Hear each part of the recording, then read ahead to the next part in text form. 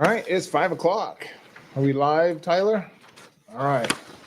We will call to order the regular Board of Trustees meeting for April 21st, 2025. And we will first determine if we have a quorum, and we do for a regular session.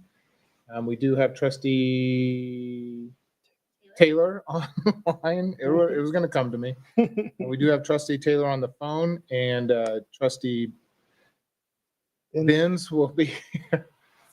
Man, You get got it in this. the You gear. got Yeah, this. we'll be here in a little bit. So we'll go ahead and start this meeting with the Pledge of Allegiance. So if you all could stand. I pledge allegiance to the flag of the United States of America and to the republic for which it stands, one nation, under God, indivisible, with liberty and justice for all. Thank you. We will now welcome all the guests that are here. If you could take the camera, Tyler, and pan around to all the guests that are. Anyways, and now we'll read our mission and vision statement. Our mission statement is the mission of the Nampa School department District is to ensure high levels of achievement for every student. And our vision statement is every student is fully engaged in extraordinary learning experiences, preparing for a successful transition to the next stage of life. I'm gonna go home and start over again. We'll get there. Anyways, all right. Next item on the agenda is approval of agenda items. Motion moved. Motion's been made and seconded. Any discussion? All in favor? Aye. All right, we'll move on to, thank you. Move on to item number 3, executive session. Chair, I move that we move into executive session per Idaho Code 472061 B, C, D, F, and J. B, to consider the evaluation, dismissal, or disciplining of, or to hear complaints or charges brought against a public officer, employee, staff member, or individual agent or public school student. C, to acquire an interest in a real property which is not owned by a public agency. D, to consider records that are exempt from disclosure as provided in Chapter 1, Title 74 of Idaho Code. F, to communicate with legal counsel for the public agency to discuss the legal ramifications and legal options for pending litigation or controversies not yet being litigated, but imminently likely to be litigated. The mere presence of legal counsel at an executive session does not satisfy this requirement. And J, to consider labor contract matters authorized under Section 74206(1)A and B of Idaho Code. Okay, motion's made. Roll call. Take a second. Oh, sorry. I was- Second. I second the motion. Sorry. Chair Griffin, Aye. Trustee Jennings, Aye. Trustee Behrens. Aye. Trustee Taylor.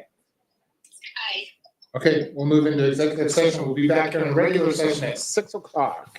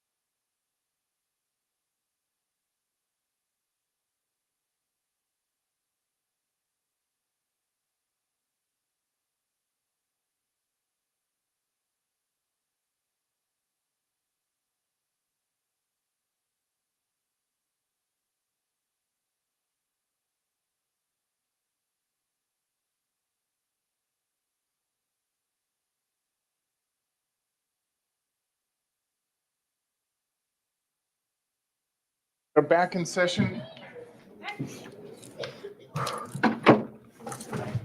And now to the good part. Okay, let me see where we're at here on the agenda. Dr. Russell, we are at Spotlight on the agenda. I'm going to let you take it from here. Thank you, Chair Kirkman, trustees. Tonight, we have the privilege of having to spotlight a couple of our programs. I think it was Chair Kirkman mentioned last board meeting that, it's been a very successful year for our students, both in the classroom and academics and activities wise. And we have opportunity to share the success of two programs. So the first up is our speech and debate. Mr. Smolden, I'll ask him and his folks to come on up. And they're going to share a little bit about the things that they've done and the work and the successes they've seen in our speech and debate program.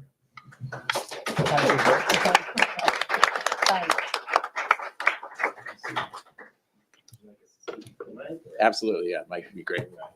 Listen, you can do whatever you want. We're not going to argue with you.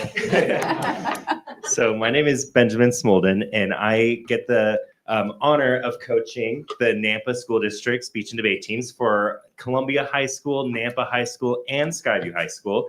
So here I have students representing all the high schools, 2 from each school. And I'm very proud of the successes that they have had this school year so far. Each team has its own individual success, and each individual as well. Everyone has gained something from this school year, and that is something that I'm very proud of. And also, they were able to advocate for things that they are very passionate about and believe in. And I'm going to let them talk more about their speeches and what they do and the kind of issues that they like to discuss and do competitively. Yeah, that's what I'm interested in too. You can pull that mic down too. If you... It's probably a good idea. All right. Is that good? We good there? Okay. Hi, I'm Cara and I'm on the Columbia Speech and Debate team. And this year was really good for us. And I really found a lot more of my voice this year than I did in previous years, especially as a junior. I've learned that this year I was able to use my experience and my skills from past years a little bit more. And I feel like that made this speech and debate season much more of a success for a lot of us, that we were able to work as a team with the skills that we have, as well as like older students helping younger students. And I feel like I really felt that with this year, being able to use my voice to not only help myself and the success of my team, but the younger students as well who didn't know what they were doing. So I really enjoyed that this year and being able to share my skills. Wait, before you go, what was your favorite topic that you... Oh boy. Favorite issue, favorite topic? Man, I talk a lot. There was one in Congress. We got a bill. It was called a bill to ban beef. So that was a really interesting topic to talk about, especially hearing both sides, people who said, yes, we should ban beef, and then people who said, no, we shouldn't ban beef. So that was really fun. Interesting. Mhm. All right. All right. Great. Thank you. Oh, I guess I am holding in my hand. And then for Columbia, we won our district sweepstakes at the Nationals qualifying tournament between Lucy Preby and I. We won our Congress sweepstakes between the two of us. So Wow, that was really that's great awesome. achievement. What was national? Hello, I'm Bailey Kirkendall. I'm from Skyview High School, and this year has been a really great year for all of us. For me personally, it was the first year that I really committed to speech and debate. Last year, I went to 1 or 2 tournaments, and I tried a few things, and this year I really blossomed and found what I like to do. I do an event called Humorous Interpretation, which is kind of like stand-up comedy. You memorize a 10-minute script, and then you act out every single character from it.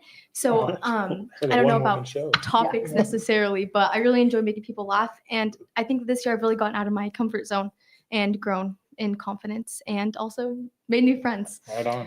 And then right here, Yeah, hold it up so high. so Skyview High School got 3rd place at state speech 2 weekends ago. And yeah, I'm really proud of what we accomplished. So Very good. yes, thank you.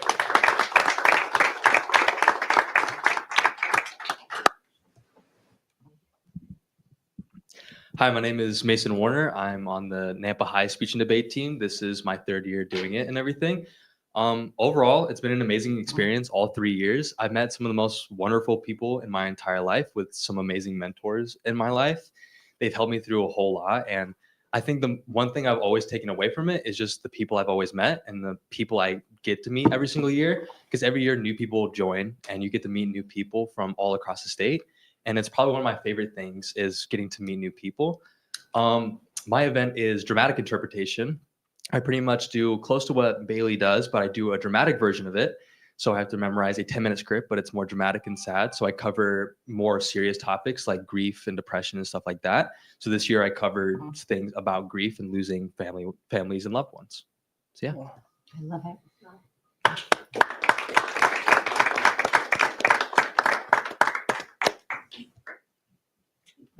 Let her through. Okay. I'm Lucy Preby. I do DI, dramatic interpretation like Mason, and congressional debate. So congressional debate is like mock Congress. It's exactly like a normal Congress session would run, our legislative session on the state or federal level. So we argue for bills and topics. So it's kind of a really good introductory thing into if you're interested in going into actual politics or going into like relatively small politics and just speaking on topics that you actually care about. Our topics change all the time. So every time we're learning about 26 different topics for the next few weeks and really getting to learn a lot about the world around us. Like Cara mentioned, the beef one, we've also gotten to learn about like bottom trawling and different things about like guns and ag rights and stuff we might not have known before. And yeah, a lot of speech and debate has been growing confidence from freshman year when I was like really nervous about speaking in front of people to being able to advocate for different stuff that I care about in general for the district and for other things I'm in and for getting to meet people because our tournaments happen across the states. And so we meet people from Eastern Idaho, Utah, some Nevada people sometimes. So it's a really good like connector to other people. And you end up learning a lot about local and federal government. Very good. Hi, I'm Celestina Bear, and I'm a freshman on Nampa's speech and debate team. Coming in as a freshman was really nerve-wracking, but when I got there and I started picking my topics and my events, it was really easy to like kind of come with the flow and like build onto what has already been given to you. And then my first speech tournament and debate tournament was really nerve-wracking, but once I got out there and I did it, it got more easier. And this season alone has given me more speaking skills than I did have in the past. So it's been really great just to meet new people and build on those speaking skills that I really do need for the future. Very good. Hi, my name is Ellery Fickle. I'm a sophomore at Skyview High School, and I have had the amazing pleasure to work with everybody here from the Columbia, Nampa, and Skyview teams, and also our amazing coaches. This has been such a transformative experience. I joined by chance, and it's something that I really found a lot of passion and a lot of strive. And this year's had been an incredible success, not just for me personally, but also for the team in general. I've definitely been bouncing around. I've tried a lot of different things, but with their help, I've been able to be successful in many of them. Congress personally is my favorite because it gets really, really fun and really, really interesting. And it's very relevant and just very exciting. And what I have here with me today is the Skyview Award. We got 5th place at the District 3 tournament with all of our competitors. So they all did amazing. And I'm just really proud of everybody as a team. I think they all did amazing.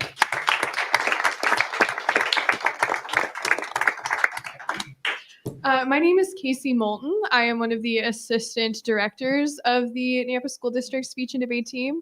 I work with all of the schools, but I am assigned to Columbia.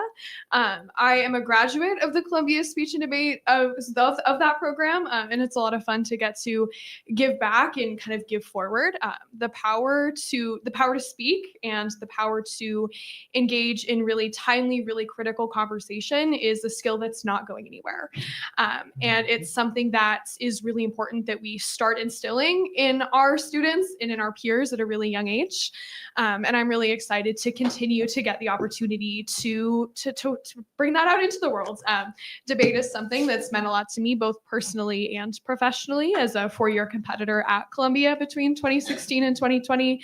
And then debate actually paid my way through college when I got to that point. So debate means a lot to me. This team means a lot to me. And I'm really excited to see what they do at the national tournament. So I don't know if Ben's going to talk about it, but we are taking 9 students to the National Speech and Debate Association National Tournament in Iowa this year. It's in June, and it's the centennial year. So this is the 100th national tournaments, and nothing historically has stopped the National Speech and Debate Tournament. So even throughout the Second World War, they still had student congress, even when all the student activities were shut down as a result of that conflict. So speech and debate's not going anywhere, and I'm really excited to see this generation of students really giving it their all. Fantastic. I hope we approved that travel request. Okay. You guys have any other questions for us? I'm floored, honestly. One, the breadth of speech and debate, because when I think when people who don't know me and understand what speech and debate really is all about, there's so much more than just, people tend to think it's just arguing, and it's not. There's so much more. So I appreciate you schooling us on what's involved in all of this. And I think you're the only one in the district that gets to wear a shirt with all 3 logos on it too. So Good shirt. Yeah, I just think it's incredible. So I attended Nampa High, did 2 things: cheer, speech and debate. Serious interpretation speech. I know, right? And you're like, yes. But I believe that you guys are taking skills that will serve you for the rest of your life. And I actually credit my speech and debate classes for how we were able to build. I'm a business owner now, but speech and debate totally made me want to be a lawyer. That didn't happen. Thank God. I really love what I do now. Yeah, no offense to the lawyers in the room. Yeah, no offense to the lawyers in the room, but I've seen you post 2020 and I do not envy your career.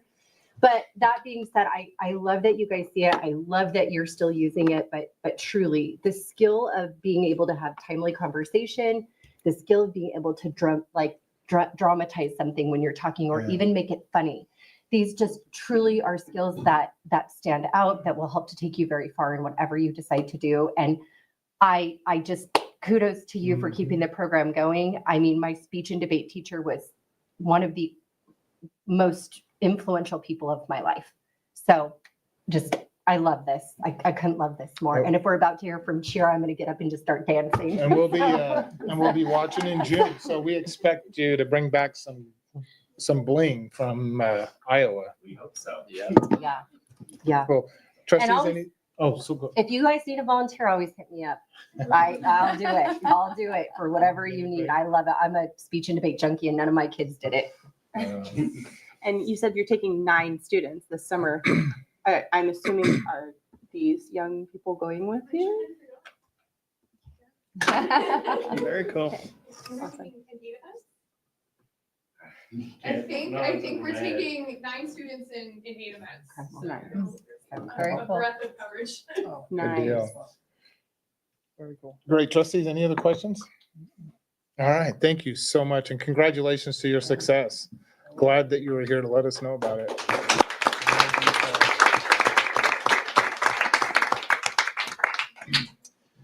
Chair Kirkman, trustees, likewise, we have the privilege of having Columbia High Dance and some of our athletes and students here come share a little bit around their program. I think we're on a 3-peat, if I'm not mistaken, right? And, all right, we're going to have them come and share a little bit about their season, some of the successes they've had as well. So my name is Jackie Markham, and I am the coach of Wild Pride Dance Team at Columbia High School. And this is our 3rd year winning state. This year was exceptionally awesome because we also were the academic state champions. So we had 33. That's pretty impressive, not gonna lie. So cool. We had 33 dancers, and we had a 3.81 GPA. So that's pretty awesome. And yeah, these kids work hard. We start practice before school begins, and they learn throughout the summer their dances. We competed at 4 different competitions, and then we had districts, which we won districts. I think it's our 7th time winning districts, and then went on to state and placed first in all of them except for one, and we got second. And Skyview got first in dance. So. This is my team that came tonight. A lot of them had other commitments, so. So question, Jackie, how do you maintain the level of success when, for 3 years, and it's not just 3 years, you brought home state for 3 years in a row, but this program has been successful for years and years and years. How do you maintain that level of? I think it's them. They all are just so committed to what they do. They push each other in a good way, not a bad way.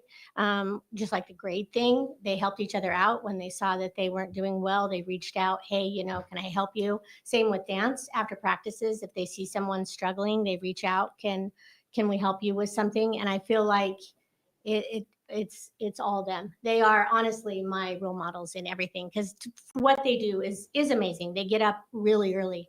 They go to dance practice. Then we have school all day, and then a lot of them have jobs, and they have other athletics that they're doing. They have clubs of like dance or volleyball or whatever the case may be. So they're driven individuals, and they just see the older, you know, like they see our seniors and they see what they're capable of and what they're doing, and then they're like, that's their role model. They want to be like them. So I truly believe their greatness is because of them. Awesome. Yeah. So, and it just started back when I started. Kate Keller was my first person that was like, I give her so much credit, because she's just one of those people that's driven, and it started there, and it just has trickled down to all of these guys. So. Well, and success drives success too. Correct. So a lot of these, I know there's a particular individual I happen to know that is a freshman, Yes. and, you know, experiencing a state win Oh, it's huge. might drive those girls to even do better next year and bring Yeah. that trophy home. We would prefer you bring home the academic trophy again. That would be That great. that was pretty amazing, not gonna lie. It was That like, is cool. okay, when they called me up and they said, you're it. I said, yes. With 33, that your average has to be pretty dang high for that to happen. So Yeah, that's it was- crazy. Well, and you're competing against schools like Bishop Kelly and Yep. Preston and Yep. yeah, I mean, it's great. It was good. Do any of Do any of your you guys wanna dancers speak? want to say anything? We'll give them an opportunity to. I don't know what to say. I wasn't prepared, but hi, my name is Sophia. I'm a senior and I was the hip hop captain this year. And I don't know, I just want to say, I think this year was probably my favorite year of dance, and not just because of how many girls and boys we had, and not just because of like the specific dances we had or anything like that, but I think like because of our work ethic that we put in. We had so much, like Jackie said, we constantly had people reaching out and just like pushing everyone to be like our best selves. And I think that was really important for us this year. And I'm just so grateful for it, because it's really like your hard work like pays off, and not just in the classroom, but out of the classroom as well. And I just think, I don't know, I'm so proud of all of us for doing that. And yeah, it was a great year. You're only as good as the people you surround yourself with. So I feel very fortunate to be surrounded by these amazing humans every day, Yeah, because that's they awesome. are truly our future. I got a question. Of the 33, how many are seniors? How many are 9? I had 9 Oh. seniors, yeah. That's not, I thought maybe a few more, but nine, that's good. That's a good ratio, I would assume. Yeah, yeah. Very cool. My smallest group was juniors, I think, and then, yeah. Very Awesome. cool. Trustees, any other questions or comments? All right. I mean, you guys are creating and leaving a legacy. Yeah, it certainly You is. really are. And it's so incredible to hear. And really, I do applaud you, because it does take a lot of individual hard work and commitment. And you guys are you're starting out the gate with just so much support, even after you leave high school. And these relationships will carry you. They really will. So Yep. this is incredible. Thank you so much. Trustee Behrens? So I mean, I was able to watch you guys in several events. You were fantastic. But I have a question. What was your favorite dance? Oh, geez. Well, Do you have someone's one? gonna say hip-hop. Deanna's First you also would gonna say say hip-hop. hip-hop.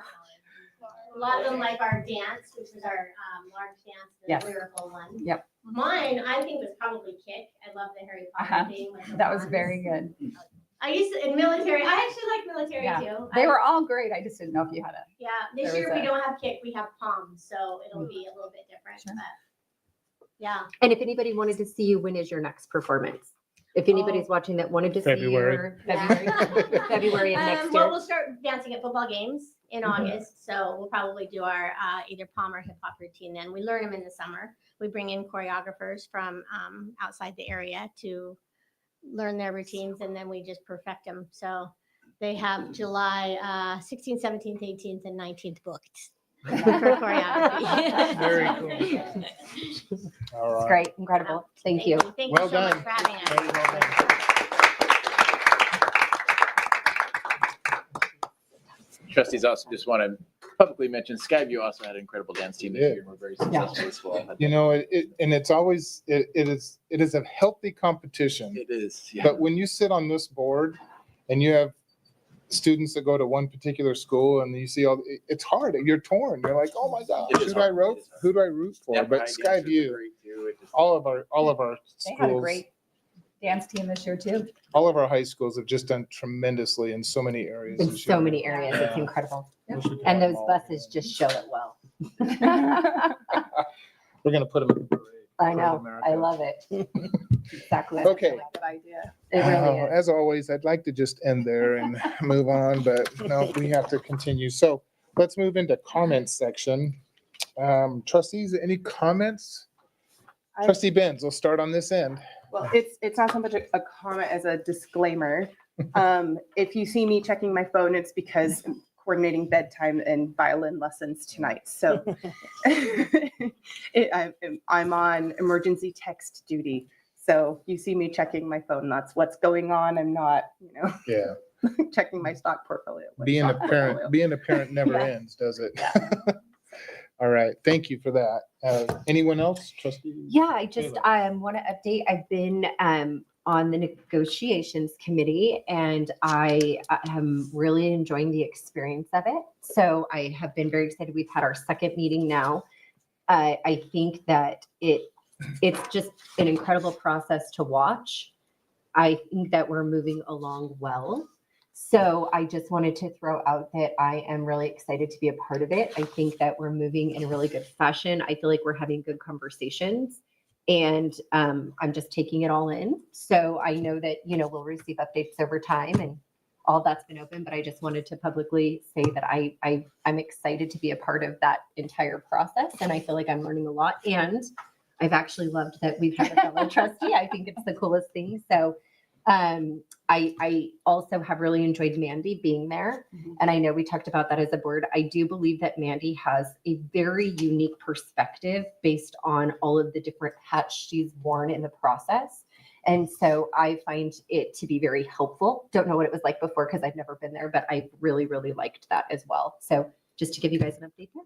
And just on that, to follow up with that, so trustee Behrens, you went to a meeting or two. And I've then, gone to the last two. so, and then Yeah. trustee Taylor is there. So if any other trustee wants to show up, let's just make sure we coordinate with the clerk because we may have to post For a a quorum. notice. I did for a make quorum. sure. Yeah.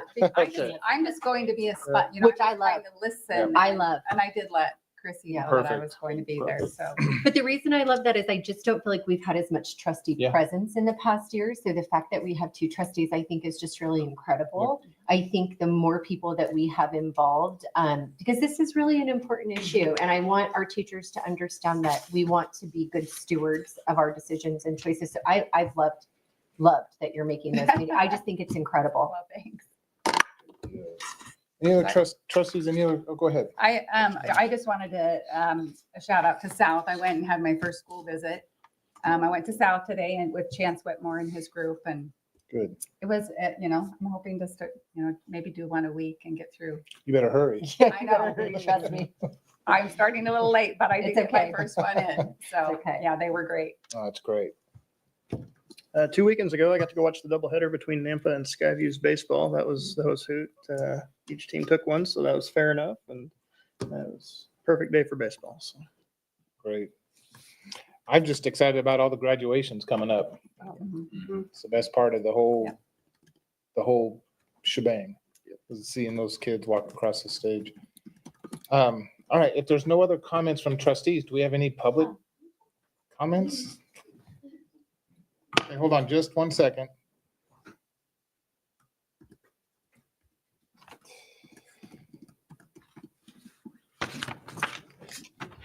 So if anyone is going to make a public comment, we do have a couple of rules, and that is simply you can come up here and talk about,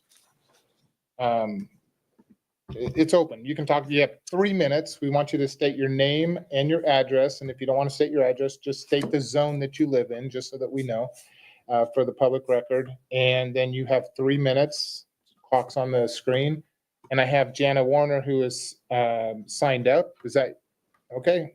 Then come on up and give us your name and Well, I'm still short, but anyways, I'm Jenna Warner, Zone 2. How are you doing, Mr. Jennings? I think later on the agenda is going to talk about elementary release time, and there's something that I'm kind of, I think, passionate about and trying to figure out where you can get the improvements within the system at the education level. I mean, I realize honestly, there's still seat time at the high school level, but our legislator passed in 2015 Title 33-1632, an intent towards moving towards mastery-based learning as a benefit. I think, like, obviously, I'm just trying to kind of figure out, because the board has that opportunity to make those decisions because there's a board approval, but and I acknowledge that I believe last year, I apologize, Deputy Superintendent mentioned this as I watched videos, that this is available to the board to make the decision. It was a part of the four-day school week discussion. I kind of felt like those comments seemed to be not acknowledged or like no further exploration. I'm not quite sure what happened, but the district has moved to a 4-day. We love it. Friday has been great for me and my family. But I do get concerned with the kindergarten long days, like those early grades. Well, when I went to kindergarten, it was half day. Now that was a long time ago. But like, I feel like we've always pushed more towards a full day. And it's like, where can we find some opportunity to make some adjustments? Because, you know, even teacher comments, it's like, hey, those last 2 hours really, and they're getting out at 4. But the only way to really, outside of waiving, you got to submit a waiver on the seat time for high school and elementary. But if the board were to decide, hey, mastery-based learning, then you wouldn't have to have a waiver. And then there's some steps. I mean, obviously there's some rules by 31st of January. Each year you have to report, but it is a board decision. And I encourage the board to explore the option, get more feedback, because I think we're not meeting the need. Like, if we want to get improvements, we got to fix the system. So fix the system and look where you can make improvements along, you know, and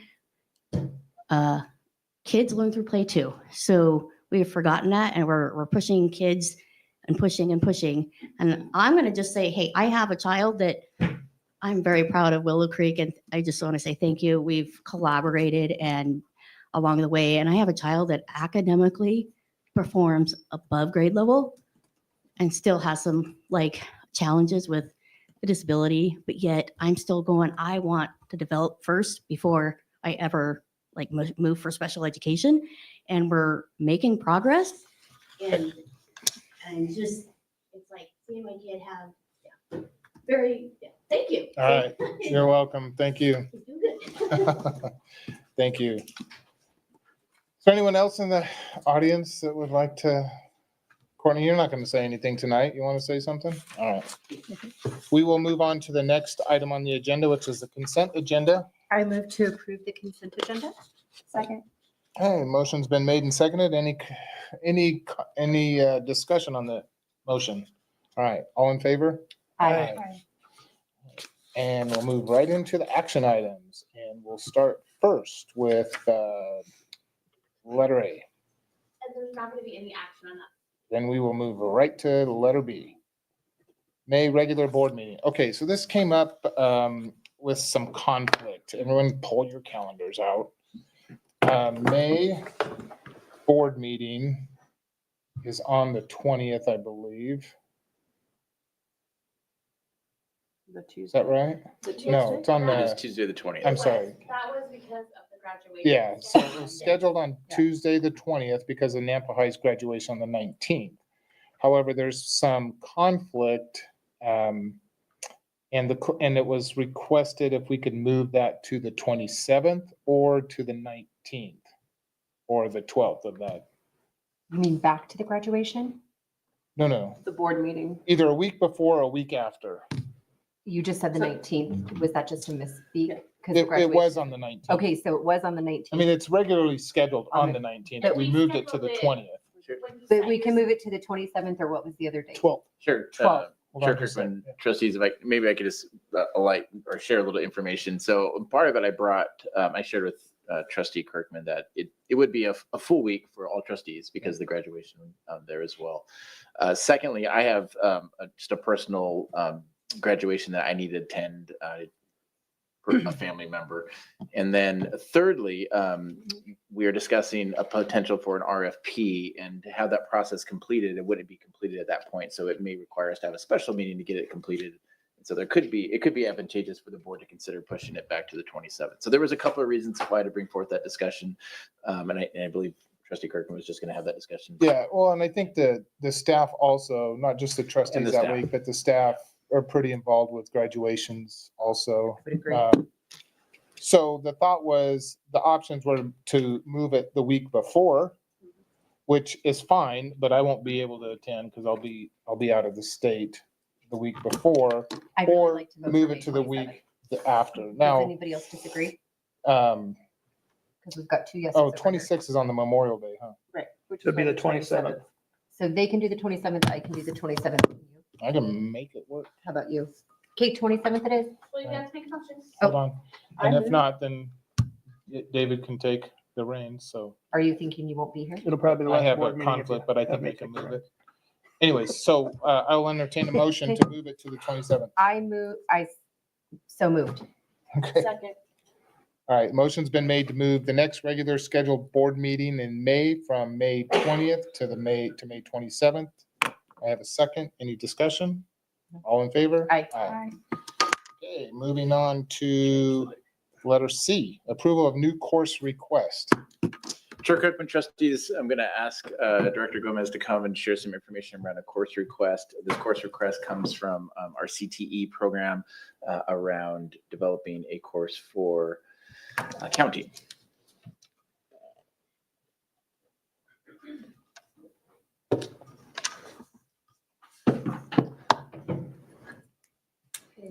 So I'm here just to seek approval for the course that we took through a process at the local level. It's called Intro to Accounting. It's available for CTE students. The purpose behind it is to fill a need for students that are going through CTE to get some business accounting background in case they decide to start a business later. Sorry, we have a process at the local level where we have a committee that meets. Those that are looking for a new course to be approved have to go through an application process that includes submitting standards, a course overview document, and just a variety of questions. So the committee vetted it that way, and so we're here to seek approval for that new course. It doesn't require any new curriculum. Right? Any questions? Trustee Benz? So the prerequisite to this would be that they're enrolled in a CTE pathway. And so this is just basically how to start and run your own business should you choose to do that using your CTE skills and certifications. But this is not in anticipation of offering any kind of accounting certification or No. a new CTE accounting pathway. Correct. Okay. This would just enhance whatever they're learning Yes. along with that. Most businesses fail because they don't know how to manage their money. Yes. It's 100% No, true. I'm We saying- consult all the time. My question is, how come we Businesses haven't go to been business doing 'cause this they don't. earlier? And that's where the course is coming from. Yep, I to love help it. me I through think that. that this is brilliant. Great. Absolutely. I'll entertain a motion if there's no other questions. I move to approve the new course request for Intro to Accounting. I'll second. Been motion and seconded. All in favor? Aye. Thank you. Sounded surprised it was that easy. Let's see, we are at elementary release time. Dr. Russell, who do you have on? Chair looks like Kirkman, waiting? trustees, if you may recall, last month, we had some discussions around our elementary release time, hearing some of the concerns this past year about longer days, brought forth some of the parameters of what that might look like and how that might influence us, our secondary schools, and plus our secondary schools also have some requests around wanting to have more time to intervene with their students in their schedule as well. So Mr. Yarborough is here today to share some information around both our elementary release time and how that might impact our secondary schools. Chair Kirkman, Dr. Russell, trustees, thank you. Tyler, if you'll pull the slideshow up. The first part of the slideshow I'm going to share is a review of what we went through last time. In fact, it's the exact same slide, so I'm not going to spend a lot of time, just refresh our memory what we're looking at. The board asked for looking at a 4:03 release time for elementary. So I'll walk through what that looks like from an elementary perspective. And then because, again, of the interconnectedness of our district when it comes to transportation and all those things, appreciate the public comment speaking to that idea of how does that impact what we do across our system. I've developed some models for the board to consider. What we would like tonight is I do have two proposals from the elementary piece, but they're actually the same proposal. I'll explain. That then leads to the secondary pieces of how that would intervene. Our purpose tonight is to not decide on the secondary piece, but just to let you know what the dynamics would be. And then we would come back later with an actual, here's the exact schedule of what that would look like to get your input and things on those, if that's the way the board so chooses. We can also look at other release times for elementary and the cascading effects of that across our system that the board chooses at this time as well. Okay. So Tyler, next slide.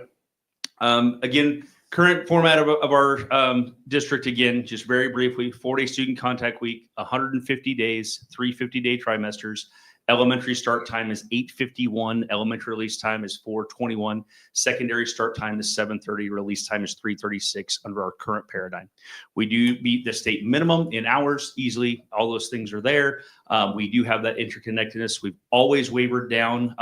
We've very, very consistently wavered down within our system, even when we were on a block schedule where we are now for secondary seat time hours. So that's what this slide was about, is again, showing that piece and where we're at. The two-tiered busing nature, again, is a major dynamic for us. Next slide, Tyler. Again, not to belabor the point here. So whatever we choose to go down, we lose about 0.833 hours per day in the trimester model. That equates to 1 minute per secondary course that we do. And again, we're looking at the traditional high school 6-period day. That's where we're pulling the 8.833 minutes out of, and those pieces down. There is a push. I'm going to explain it a little bit more in the models. We've had some conversations around mentoring or intervention, or what we may eventually call flex time, and some dynamics there that we'll get into. Again, just want to refresh the board of what we have right now and what that looks like in our system. Any questions on this slide? Again, a review of what we saw last month. Okay, next slide, Tyler. This was what we started with last time. Again, possible schedules. So again, I just want to refresh the board. We looked at, again, looking at moving to a 4:15 release for elementary, which would be 6 minutes back. Again, 1 minute per class at the secondary level.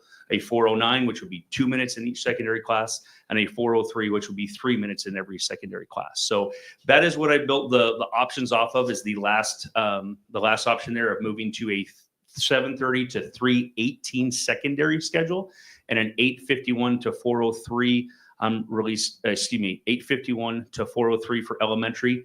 We do have that 4:33 to 4:03 up there that we talked about. That would be difficult in some other dynamics that would be challenging from a prep time perspective and meetings and things we have at the elementary level. So the proposals I have, there are two other options, and we adjusted the start time a little bit. Any questions on that before we get into the actual options? Okay, last thing is a reminder. Next slide, Tyler. Again, the considerations for the board are, what's the sweet spot for elementary? As far as sweet spot, meaning a lot of things. The amount of time that they're in school over the year, the amount of time they're in school each day, the start and end time for each day, that's a conversation. What's the maximum number of hours the board will be willing to waiver down for high school classes? And that's going to get a bit nuanced tonight when I go through these options, because there's some things we can do from an accounting perspective of what we waiver at the state to be creative with that. And then finally, the maximum number change if mentoring interventions increase the high school level. Again, right now we have 1 day.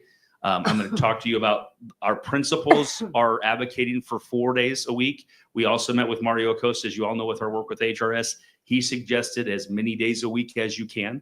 I have the two models I have for you, show a 2-day model and a 4-day model. I'll explain those, but that's another piece. And then finally, would the board like to consider extending the school year to make the day shorter and schedule shorter? Again, I would advise on that. Regardless of what we do, if we were to extend it 3 weeks, you're only gaining 3 to 5 minutes a day as you do the math through that. So again, that's a very general statement. I can get you the specifics if you want, but you're not gaining a ton of time over a 36-week period, if that makes sense. Okay. So next slide, Tyler. So for consideration before the board tonight, again, these two major options, really, again, the option from the elementary side is, I hope, what meets what the board requested, to look at how was the elementary day impacted to move to a 4:03 release time.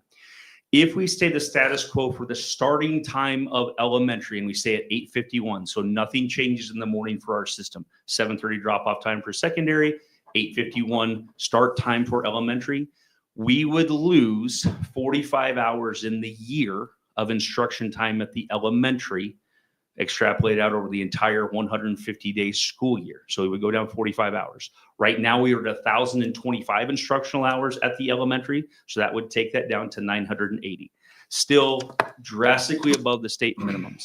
We only need to get to 900 hours in grades 4 through 8 to meet the state minimum, and all those under that hour.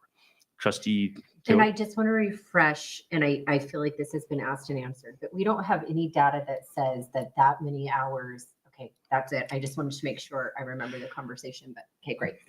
And along that line, Wayland, Mr. Yarborough, we're looking at this possible option. We're looking at we're looking at giving up 18 minutes to really 45 hours. I mean, we're looking at minutes here. Correct. Minute. And how much does that affect? I mean, is that going to affect? Is it worth giving up 18 minutes or 19 minutes? Anyways, I guess that's where I'm at right now is like. Chair Kirkman, you've hit the nail on the head. What we do know from the educational research, what I would suggest shows from our current data right now when it comes to our IRI in our elementaries, we are seeing no impact on learning changing to the 4-day scenario. In fact, we're seeing a little bit of increase in grades K-3 on our IRI, very preliminary. Don't want to say that that's there, but we're seeing that in an instructional model. So the question I believe you're asking is, what is the critical mass or tipping point of we know the cut in instructional hours has a success impact on students? We're not seeing that yet with moving to a 4-day from a 5-day. This is the question of, does 18 minutes a day taking off of elementary, does that lead to an impact in instruction? And the hard reality is we don't know until we go through it. Any other data from other districts that went to a 4-day? No, they have seen very similar results. Again, over time, there tends to be a small downtick in student achievement, but the variable there is they don't know if it's a 4-day or other issues within the system. That's been the educational body research we've been able to look at. So, Trustee Benz. And then please remind me, we have more padding on the turnaround to get the buses from the secondary to pick up the elementary kids in the morning than we do in the afternoon, dropping off the secondary and coming back to pick up. Okay. Yes.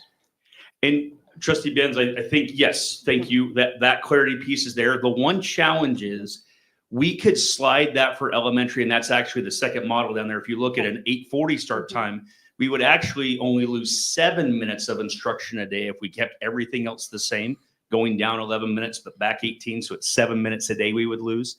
The challenge that would happen there really impacts our elementary staff. Mm-hmm. Right now, their workday in contract negotiated with the NEA is 8 to 4:45 is the contract day for elementary teachers. What a number of our buildings, and I wouldn't suggest it's perfect yet by any means. We have some challenges getting co-planning for EL and some things done in that time. We've tried to keep that 30 minutes, 8 to 8:30, designated for teachers to do the non-student contact pieces of the job, if you will. So co-planning, elementary meetings, those types of things. And our schools actually open 8:30 for kids to get in. They have then 21 minutes to get breakfast, all the things that would be normal to get into class. If we shift that, that's going to take down that meeting time. Now we could say what gives them the time at the end of the day. And while that's true in just a numerical standpoint of minutes, it's really hard then if buses aren't on time all the time to get into, I can still have a productive meeting or a productive block of time to do those non-student contact related things. Do you mind if I ask? Yeah, but on that, so that you're talking about giving them basically 45 minutes at the end of the day, but in reality, they're looking at more like 20 to 30 minutes at the end of the day because is the bus here to pick up my kiddos and all that kind of stuff. Can I clarify? Hold on, hold on. Yep, sorry. Oh, go After ahead, second, Trustee. yeah. So if in theory, we shift the elementary a little bit earlier because we have more padding on the on the front end rather than the back end, and I know this is all like pie in the sky thinking because negotiations are ongoing and stuff, would it in theory allow for shifting that time? So giving them the time at the beginning, or is there some other conflict that we're missing? Does that make sense? Okay. We would have to shift the elementary teacher start time, that whatever that commensurate is. And yes, that piece could be there. I still think one of our challenges would be, and again, we've made great strides in this, so I want to be really clear. Our busing system as a whole, we're getting most of our kids out in a reasonable time frame from that end of the day. However, we still have a few locations, a few buses on a day-to-day basis, or things happen that really extends it becomes unreliable for those teachers to say, you're really getting that extra time at the end of the day. It is such a tight window. So if we go there, as far as moving it back in the morning, yes, we could protect that, but we're still in the same dynamic we are here. As far as the number of minutes for teachers, it's just 10 minutes slide either way. We could do that. But if it's still the 403 either way, we would still run into the same problem. Correct. Okay. Because thank you, Trustee Benz. If we say your day starts at 7:50 rather than 8, now your day ends at 4:35 rather than 4:45. Like that piece right now with the way we have things constructed, it slides. Exactly. It's an 8 3/4 hour workday as we've defined it. So. Okay, Trustee Taylor. Well, I just want to throw out that there's no way that end of the day time will ever work. It's just like pretending 403. Not for the end time, but to assume that teachers will be able to use that time after. Correct. It's like all your customers showed up and you're going to be able to. It's not a real thing. Yeah. So I don't even think we should talk about it like it's a real thing, because it's just not a real thing. But we could talk about it, I guess. Now, on the other side of that, so I want to make sure, and this is just for clarification, you're saying their protected time was from 8 to 8:30. Yep. Okay. Are you saying with option 1 that still won't be protected time because it still leaves an additional 10 minutes? So wouldn't we just keep that same protected time? If we stay with option 1 status quo, we would do the same thing. That's If all we were to move to Trustee Ben's point, if we were to move back to 8:40, we'd need to figure out the time for that to protect that time for teachers, or have at the end of the day. Okay, so that is what I'm asking. Yeah. So I'm glad that you elaborated. So if we move to 8:40 and teachers are still supposed to be there at 8, we can't protect that 8 to 8:30 time Correct. at that 8:40. You'd have to go to 7:50, Okay. which then at the back end of the day causes the exact same problem. Because we need that extra 11 minutes for student contact. Like it's that precise. No, this is an option for the board to consider. I'm showing the difference in hours if you stay status quo for start time at 8:51, or if you want to move back 11 minutes, that's what that would be. And the reason I chose the 11 minutes was it's an 8:40, it's a round number start time. 8:51 seems a little weird, but that's just how it has played out. Again, the reason is the 6-minute increments on the secondary side. And I know it's very convoluted and nuanced, but that is the reason when you get down to these numbers and what that boils into. So. Okay. Is it possible to, I mean, when you're talking about the 10 minutes from 8:30, the 8 to 8:30, and then there's that 8:40 start time. So the student contact, you're talking about teachers that are out on bus duty or outside welcoming the kids in or watching the cars so they don't. Is there a way that can be scheduled in the building to where there's a rotation and still keep teachers within the contracted hours, and just say, hey, you're gonna do outside duty. Here's your extra 10 minutes in the morning, but next week you don't have the extra 10 minutes, or you get that kind of thing. Chair Kirkman, it's a good question. And from a functional standpoint on paper, yes, you can do that. Yeah. As Trustee Taylor alluded to, when teacher X is sick, so-and-so's mom shows up and needs it becomes very, very difficult on our buildings and our systems to navigate that through. The point of the 8 to 8:30 is we don't open the building. If we are going to have an 8:40 start time, we're going to need to open the doors at least 8:20 for kids to get breakfast and all those things. So again, it really is robbing Peter to pay Paul in that dynamic. If we're going to stick to our guns, that we're protecting this time for teachers to do the non-student contact part of the job and give them some reprieve that way, which I would argue is very important for us to consider. So At the beginning of the day. yes, I would actually argue it with you. Yep. I'm with you. Yeah. I'm totally with you on this one. don't say argue because we speech and debate. They don't know where we're going. She said argue with you, not against you. No, So not she's Yeah, on that. I totally get it. You know Now- I was team. You know what team. Any other questions before I get into the secondary consideration here? Now, again, what we're proposing to the board is really, if you want to go with option 1, really I'm asking for the mentoring and how you want us to navigate that out. But this wouldn't be, and I would propose that the board does not if you choose to move to 403, it's not this option is what we're doing for secondary. This is the option and how we would build things. I want to bring that back to you with very precise clarity of how we would do that. But what would happen is if we move to 403 for the elementary release time, at a minimum, we need to move the secondary back to a 318 release time. Remember, they're at 336 right now. 18 minutes back is 318. So keeping exactly what we have right now at the end of the day from timing of finishing my secondary out, getting to my elementary and loading up kids, that's the bare minimum. We need 45. In a perfect world, we'd probably have closer to an hour, but we can make it with some stress and some focus. We're getting better in almost meeting that 45-minute piece. Again, day to day, there's a couple fluctuations there, but that's the idea. Are they the same fluctuations day to day?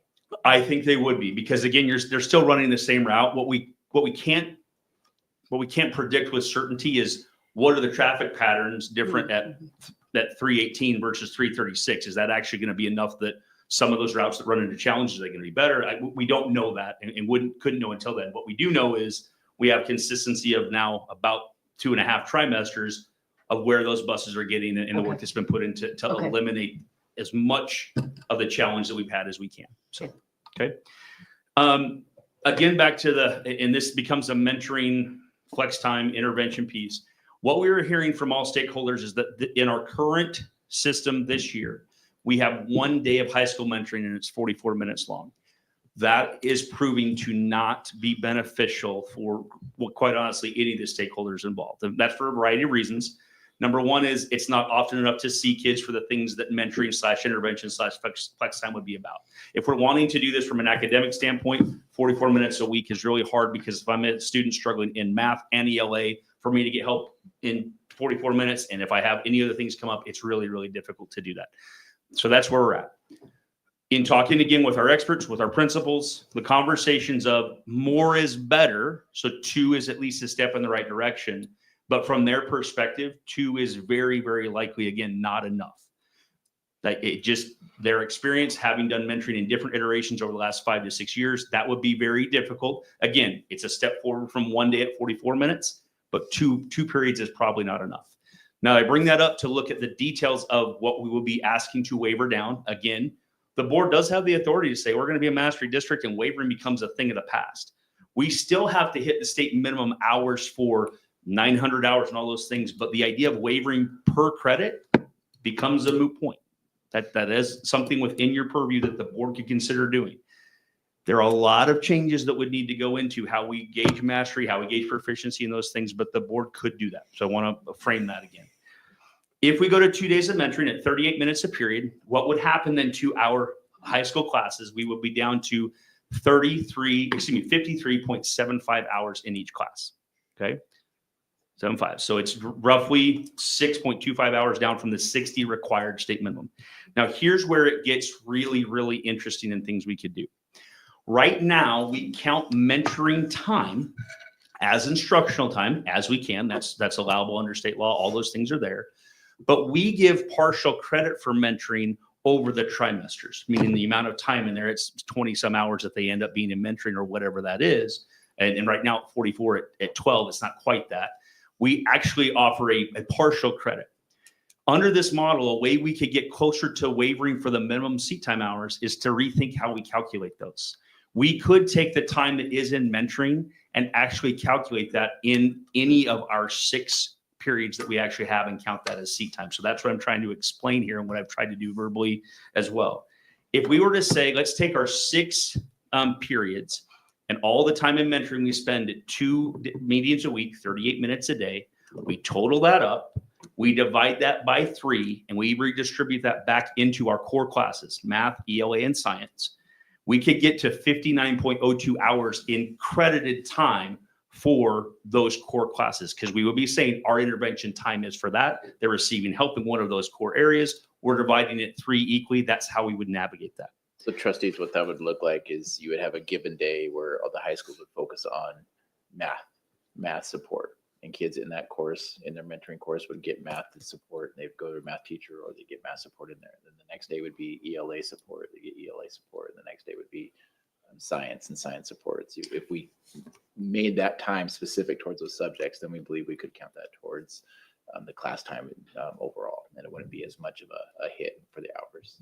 So even the students who would go to a mentoring class to get that extra support, what if the kids don't need that extra support? Do they just sit there and not, I mean, they'll get credit for doing nothing?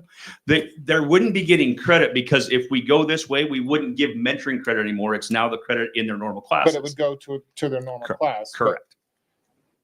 But essentially they would get. It helps buffer the loss of seat time. Correct. No, I understand where that's coming from, but it would be 38 minutes really of doing nothing, except maybe some additional work or something else. Or Trustee Kirkman, it's a great question. In conjunction with Dr. Acosta, who we talked with, he said that's actually the best thing in the entire system if you're going to run intervention, because here's what happens.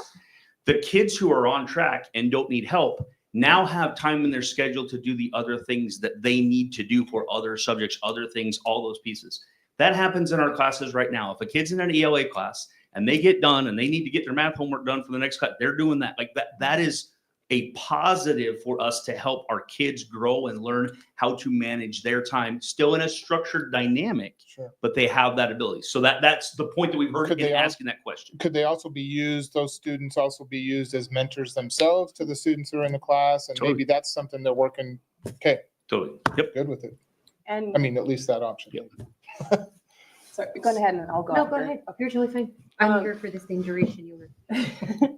So that's quite a bit of discrepancy between the core and then the electives in terms of the seat time. Is that going to cause any issues, red flags, difficulty doing the waiver, anything that we need to worry about? So from my perspective and the conversations I've had, no, because this is an accounting measure. I will tell you, we very rarely hear back from the state anytime we waiver. There's basically a rubber stamp. Those pieces are there. Where I do think there's a rubber meets the road conversation, and we would have to work with our teachers that are teaching elective courses. Yes, you have actual less time in that block with those students. Now, again, I have another piece here. If we didn't want to divide it 3 ways into our core, we could divide it 6 ways across, and just intervention, we get to 56.39 hours per course. You can see from where we're at, as far as an accounting standpoint, we're at 57.567 this year. That's not a big discrepancy with how we do that. Again, I need to stress though, this is accounting for numbers. Our real goal in our district long-term is to get to learning being the constant, not time. And so that's a big shift we're still working on with HRS and what that means. These are pieces that we need to do for compliance and staying legal and all those things. This is one way that we could navigate and attack that. And then, so devil's advocate here. During the mentor time where students have the opportunity to have an intervention for whatever they are struggling in, how often is it that time is devoted to assisting students in electives? Like, do they get to go and get some additional practice in, orchestra, or what does that actually look like right now? And then I have another question that's related to it after. Trustee Benz, great question. Right now, and I think it's one of the honest, transparent things we have to have a conversation about. Right now, it's not working great because we're at 44 minutes. When we were working 4 days a week under the block schedule, we had pockets that were being really successful with intervention being what kids needed. Can I tell you that they went and got orchestra practice? Probably not. However, if the board chooses to go down one of these routes, that will be one of the things we want to do with our high school principals, is get tighter on what exactly does that structure look like? So we can be clear on if this is math day, if this is ELA day, if this is third period elective day, if this is whatever that is. And again, some nuance there of how we figure it out, but we could get to that spot. We can definitely run through that dynamic and build some structures around that. And our principals, to their credit, have actually argued for that. They want to get some more clarity and some structure around that. I would caution, as a former building leader, putting my hat on that way. Again, here's our challenge. We also want kids to develop independence to get what they need. Yeah. It's a block of time that we take out. That here's the skinny period across the district, across all of our high schools. They have this time. We have to start trusting our kids to own some of their education. We have to start building structures, and maybe we're tighter with freshmen and sophomores because of a developmental level and what they have. But as juniors, as seniors, we should have more flexibility. And if we keep doing our job and getting better, that we have kids on track to graduate by the end of their sophomore year, we could see a big shift in this. This isn't about just my math class. It's about my college essay. It's about applying for whatever I need to job wise. It's about making sure my military stuff is lined up. It's about getting ready to go on my mission. Those are things that we could gift our kids and gift our system of helping kids navigate with trusted adults who are mentors and navigate that through. I believe we can get there. I'm not going to tell you we're there today or that it won't take a lot of work to get there. So, Okay. And then the other question that follows is mastery has been thrown out a couple of times. I know that all of the schools opted to go with a different learning system this year. Maybe I am not fully understanding how that system works, but it sounds as though it has some mastery components already built into that. Could you explain a little bit more about that? Yeah, sure. I'll actually take that, Mr. Yarborough. Great question, Trustee Binns. Appreciate the public comment that. So yes, the board could sign a mastery waiver, and that would help us, solve some of these hour problems. But mastery learning is actually a huge system undertaking, and we have pockets of that, and we have pockets where we don't have it. If we were to want to go to that direction, it would take the district some time to really do some work in professional development with all of our classes and all of our teachers to truly understand what is mastery learning and how does that implement it in each of our high schools. Each of our high schools are very different. They have very different cultures, and it would take different times and speeds for us to be able to do that. So I would caution of us doing it as a blanket statement saying, hey, we're all mastery. Everything's going to be great starting tomorrow because now we don't have to meet these seat hours, because there was a lot of work behind it.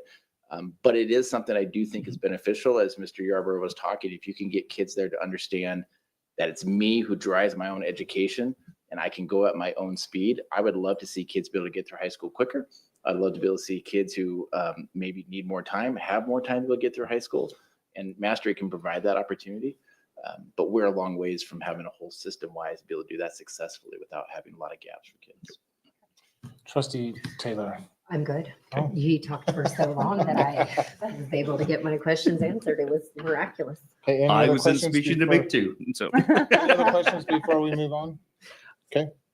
So option 2, we go one more slide, Tyler. Again, board, this is a very simple construct from the elementary side. I didn't change anything on this slide because I believe that's what the board wanted to consider and where you might land, which is what we're asking you to think about today. What I did show on this slide in very particular so that you can understand what going to 4 days of mentoring with 6 minutes less in that period, but 32 minutes a day. This would be the option that our principals would most support and think this is the best option for us. That does mean, though, that our seat time hours are down at 51.67. I know that's low.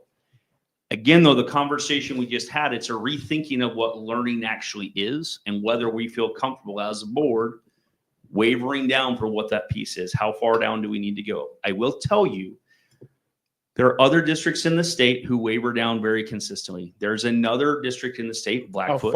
How far did they waver down? They're this or under. This or under. They have a 4-day tri-6 schedule, just like we do. And their class periods are 61 minutes, and they have 2 30-minute periods for mentoring or collaboration every day. What time are they getting out of school? They don't start until 8:15, and they get out at 4:15. So, the reason I'm offering that, it is being done in our state. It can be done. There are multiple ways we can be flexible for the needs of what we see for our students. Now, again, when we look at how we would calculate this, ironically, under this model, we actually get above 60 hours in our core if we only divide intervention or mentoring by 3. Because all of that time, that 208 minutes a week, when you divide that back into those 3 core classes, you get to 60.56 hours if we account for it that way.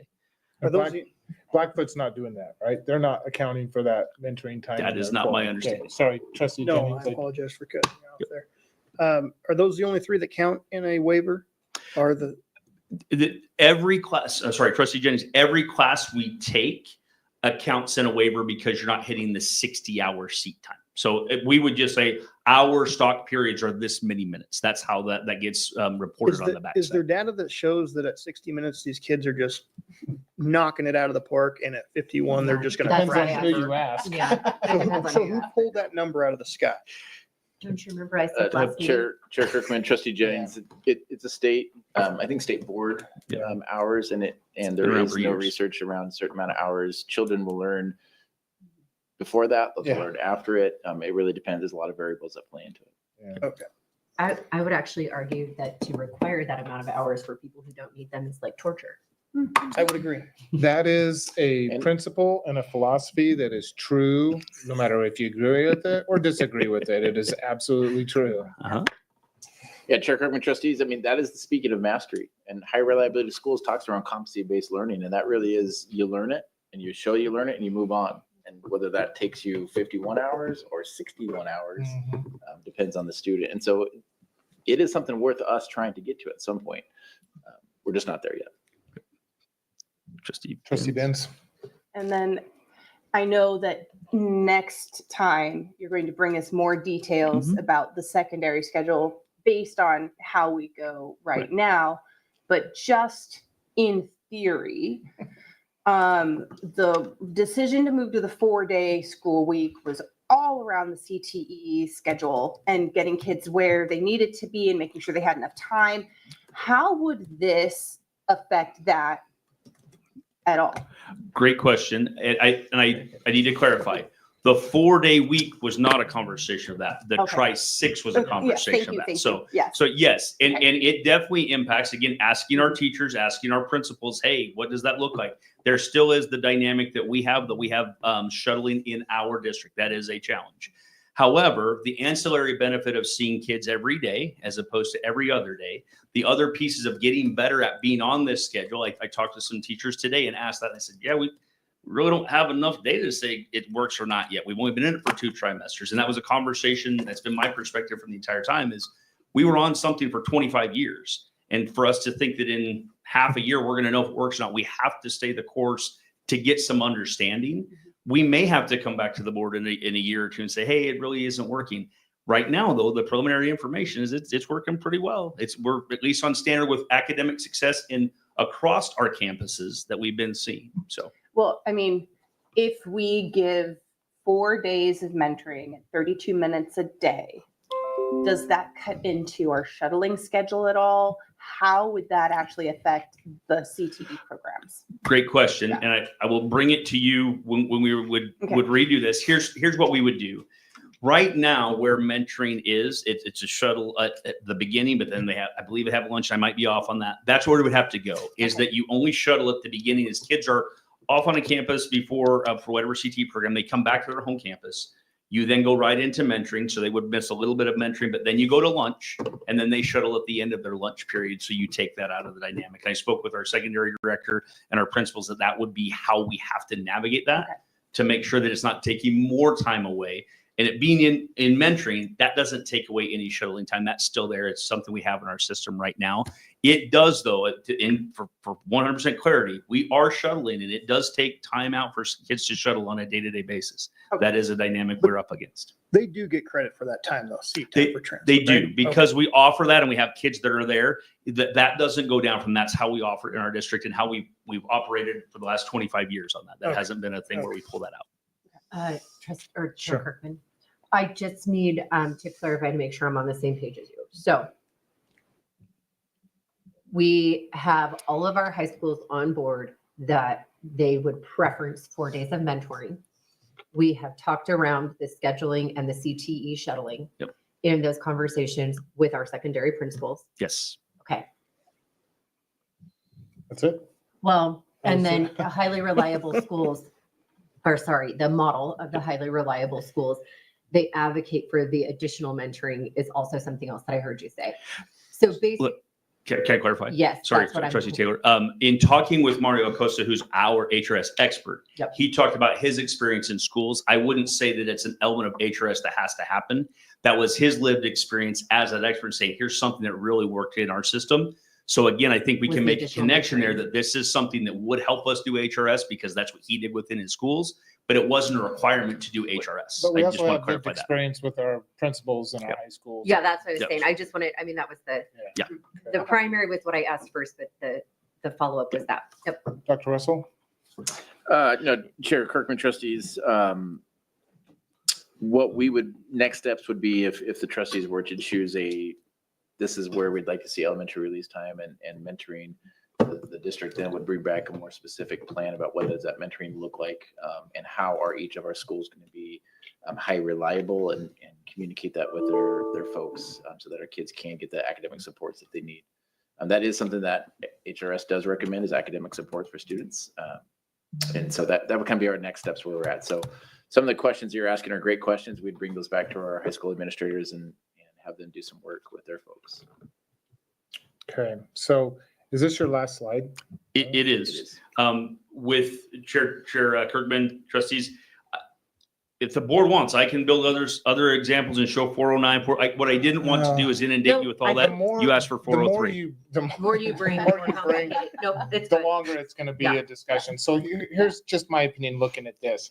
I like the 60.56 hours, and I appreciate you kind of looking beyond outside the lines there a little bit. At taking those mentoring classes, the mentoring times, and being able to spread that out through the core classes to be able to get I'm to with that seat time. I appreciate that. And I really do appreciate the input from our principals at the high schools, because I wrote that question down here. Is there data on whether the mentoring works or not? And you said 25 years to 2 trimesters. We're not we're not at that point yet, but there's preliminary positive movement. Yep.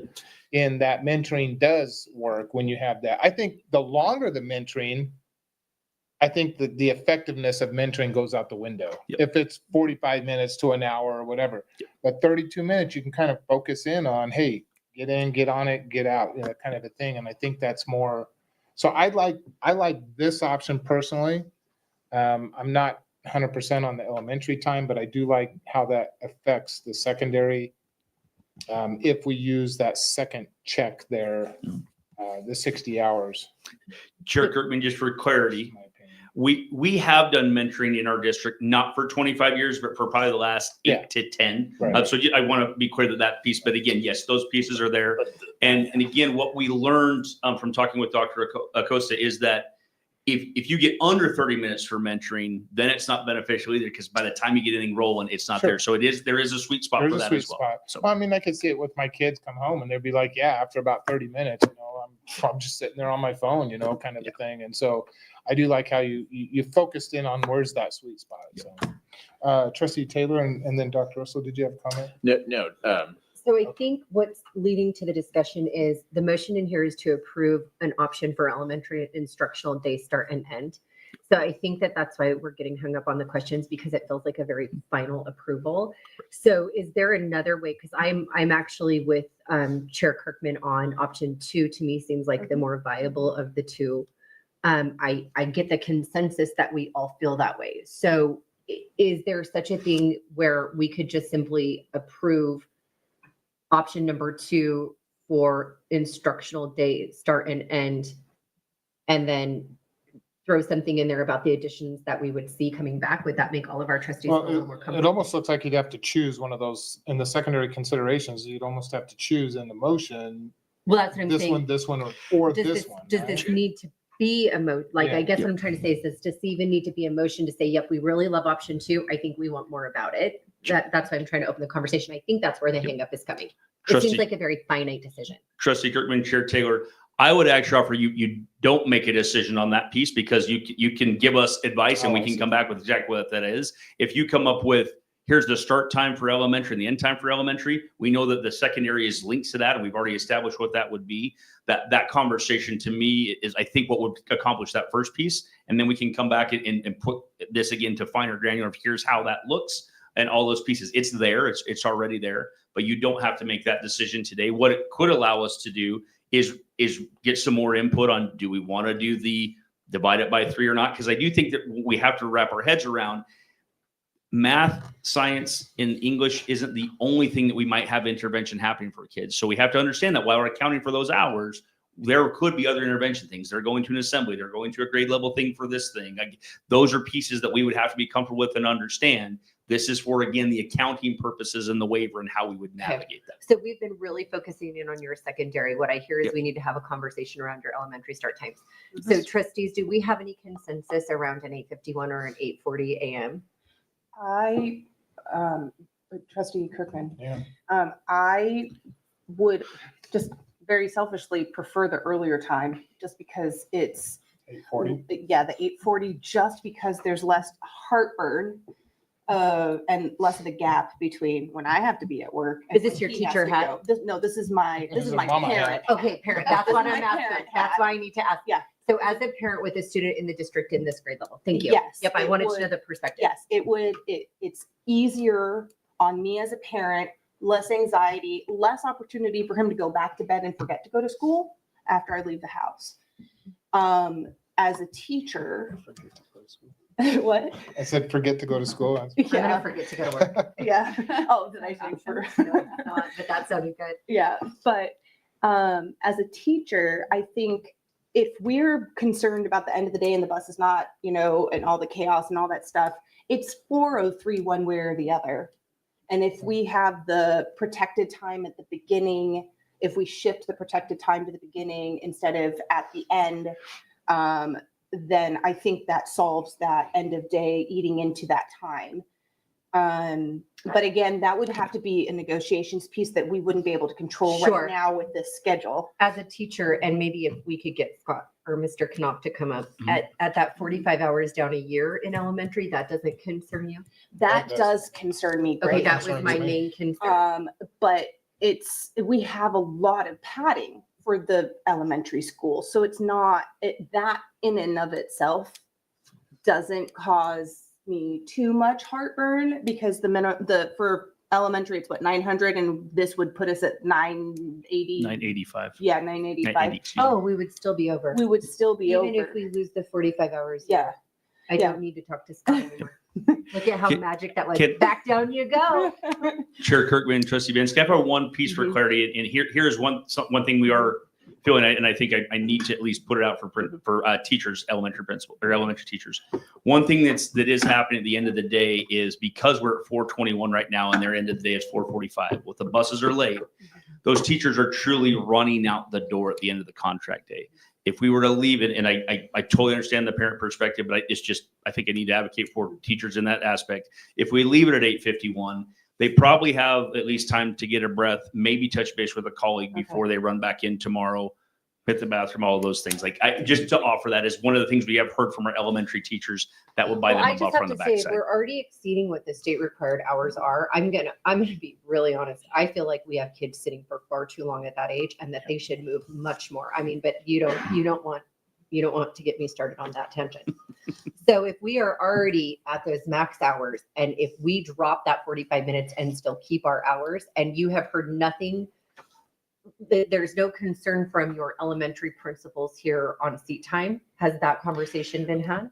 We meet with him tomorrow. We can ask that exact Well- question to get clarity, but no. Okay, I so didn't think so. And if we go down to 45 hours, I mean, why are we at 980 right now? Just can I speak?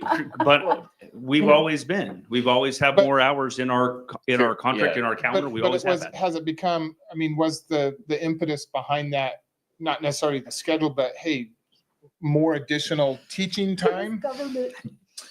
Chair Kirkman, trustees, the reason we were above the hours was simply the amount of hours instruction. High school kind of drove that. And so our school making sure high school and elementary were in the same school day, it just added up to a lot of hours. So it's more logistics. It was logistics that led us to, we were actually 1040. That was our original. We dropped last year down to 1025, and we'll be dropping again this year. I'm a little concerned. The data we read is there is a certain number that you drop enough and it becomes hard. Talking with Mr. Knopf, though, he believes that if we could drop a little and still have quality instruction, because we're taking off the last 18 minutes of the day. And the reality is we're probably not doing a lot of hard instruction that last 18 minutes of the day. Our instruction is primarily more in the morning and that midday. So we believe we could still keep our scores increasing like they have been this year. And our teachers have done a heck of a job. And to Mr. Yarbrough's point, we do need to give our teachers a little bit more time in the mornings to have meetings. Right now, it is very difficult for them, particularly after school. It has no opportunity. So we'd like to be able to keep some time for them in the morning to have some at least meeting time. So on that note, sorry, Trustee Benz, just a sec. And that's what I kind of wanted to get to, because people will see, oh my gosh, they're not in school for 45 hours. They cut 45 hours of learning or teaching time. Right. But when you look at it in a more granular, detailed type of a thing, it's 18 minutes a day. Right. And then like Dr. Russell was saying, what really happens in the last 18 minutes of the class or throughout the class. I'm not, just it's 18 minutes. I mean, we're talking about minutes here. But does that trend continue when you drop another 18 minutes? Now it's the next 18. Well, see, and again, that was the other reason I asked the question. If we're at 980, what was the reason for moving to 980? And if it's just logistics or fits into schedules or whatever it might be, I get that. If it was truly because we thought as a district we needed to increase our teaching and our class time and whatever, that would be a concern that I have. And I don't think that was the reason behind the 980. And like Dr. Russell said, we were at 1040? 1040. Chair Kirkman, I've been in the district for about, as a parent, for a long time, almost 20 years now. I can't tell you why we moved to that. I truly can't. There's nothing that says here's why we increased And that's instructor very hours. telling right there. It's been there, and I think that's a conversation that is part of that. Trustee Jennings' point is well taken, though. Like, where is the critical mass point you go down? I would say that 18 minutes of instruction is 18 minutes of instruction. However, what we have heard from our community is the day feels long, the day is long. Well, if we take 20 minutes out of that, then that's that But we we're also don't have talking that. about elementary kids here too. We're not Correct. talking about high schoolers and whatnot. Trustee Benz? Yeah, or- but not to diminish the value of that time for elementary kids. Agreed. It's just as valuable to them as it is to the secondary kids. But we have that padding in there, which is why it doesn't cause as much heartburn as if we didn't have that padding. But going back to just logistically, if we're taking out 20 minutes from the day, because what they get out 420 421 right now.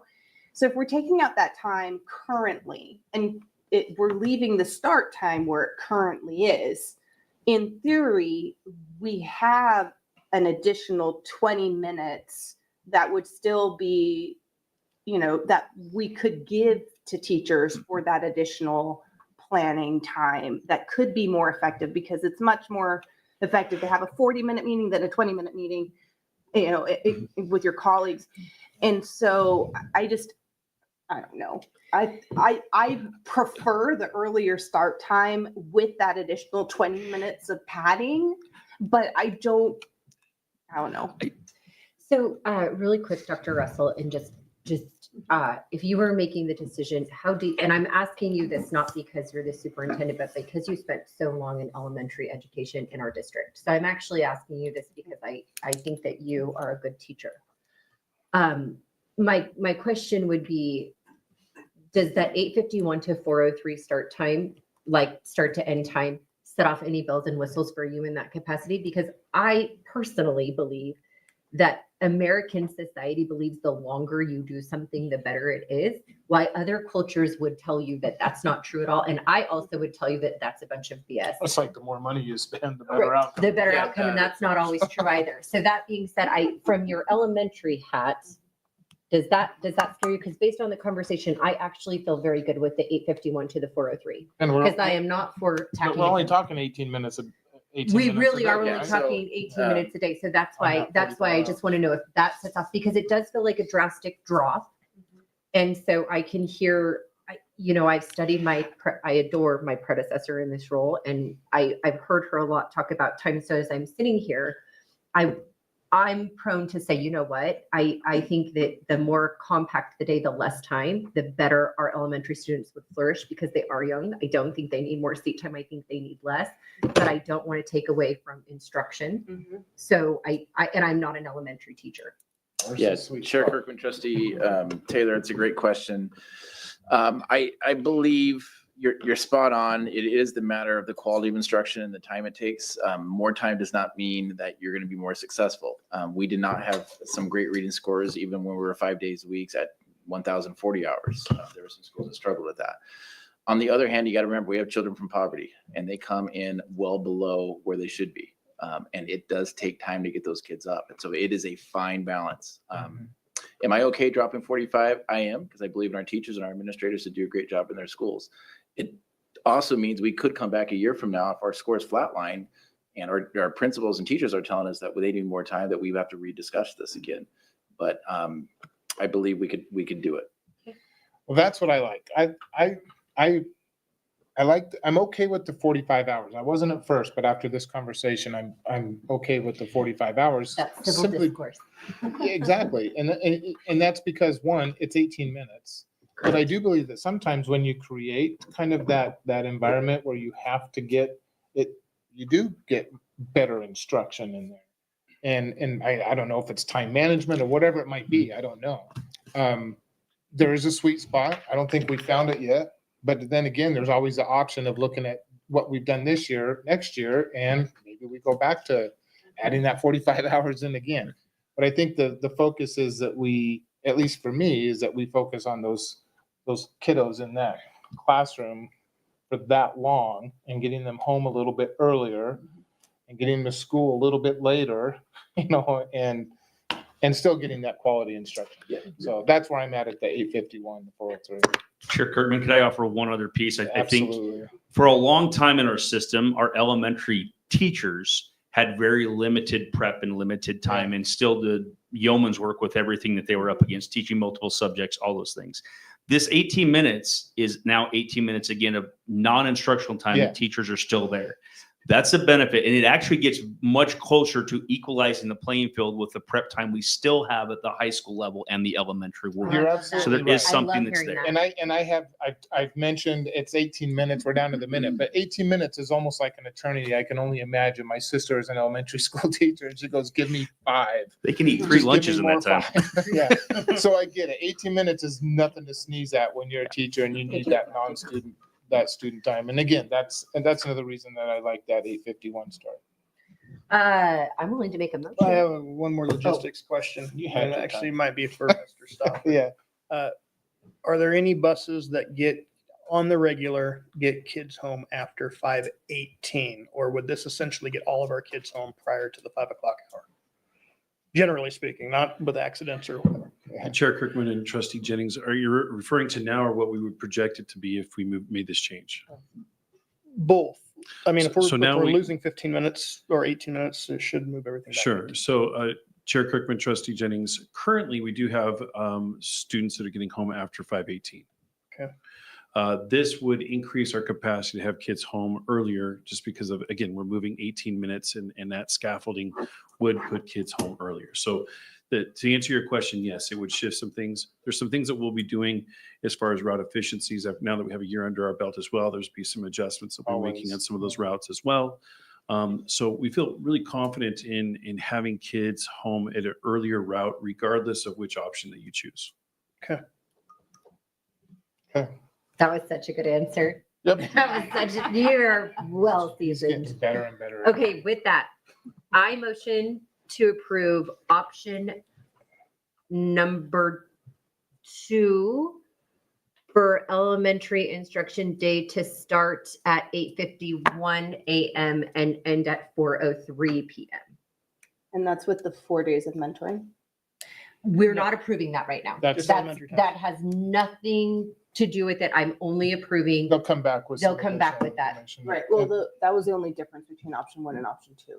I understand. I Okay, don't, okay. I learned halfway through the conversation that the rest was. But now Okay. they'll have to come Now back. they'll with have to come whatever back. we That's decide. why I had to ask. Yep. Okay, awesome. Thank Does you. anything need to be mentioned about changing the secondaries time as well? Because it does change the secondary. I No, think, there's- Not If it at starts this at time. 8:51, I don't. I don't think it changes start time at 8:51, correct? Is that a no? Yeah, Chair Kirkman, Trustee Taylor, I don't believe the secondary time does change. If we start at the 8:51. Changes. No, it's just all we're doing is getting out elementary 18 minutes earlier at 4:03. Chair Kirkman, Dr. Russell, we do change the secondary end End time. But the start time stays exactly the Yes, same. end Yes, time, so thank yes, as long as we're clear on that it will be an 18-minute shift for our entire system. So that would go from 3:36 to 3:18 to 4:03 from 4:21. Has anybody seconded my motion? Yeah. Can somebody second it just so we can talk about it? I second your motion. Thank you. All right, a motion's been made. It's been seconded. Any discussion on the motion? Thank you, sorry. Yes, I didn't know if we had to make mention that it also changes the secondaries Yeah. end time. Does this make a difference to trustees? Because we can also kill that motion if it does. It does not to me. Can I Can you give read it back? clarification Yeah. As well, so on the agenda, it only says elementary release time. Okay. You cannot take action on secondary because it is not. But we can discuss. But we can what- discuss. Discuss it. Yeah, we can discuss what the effect is, totally got that, but if it's. Okay, what the effect could be. Could be. That answers my question. Okay, perfect. Okay, I got a motion and a second. All in favor? Aye. Any opposed? All right, that motion passes after considerable discussion. Okay, next to, I saw secondary school. I thought that was gonna be start time. Okay, secondary school ViewSonic lease. Dr. Russell? Chair Kirkman, trustee is going to have Mr. Stoffer come and share some information. He's going to be up here for several Yeah. options here, but the first one has to do with our sonic view boards. Can we hold off just for a quick second? health Let's break? take about a 3 or 4, 5 minute health 5 break. minute. We'll be back at 7:35. Okay, thank you.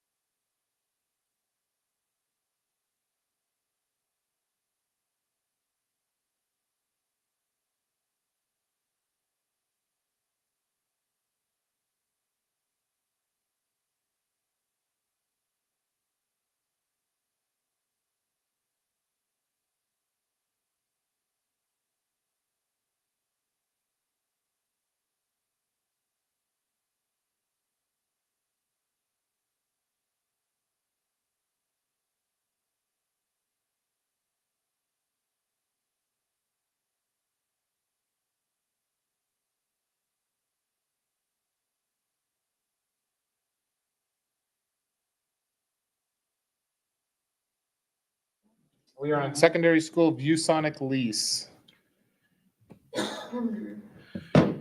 Trustee Kirkman, Board of Trustees, before you is an RFP process that, before you is a, I get to get to the right one. I actually just want to hit. Probably a lease.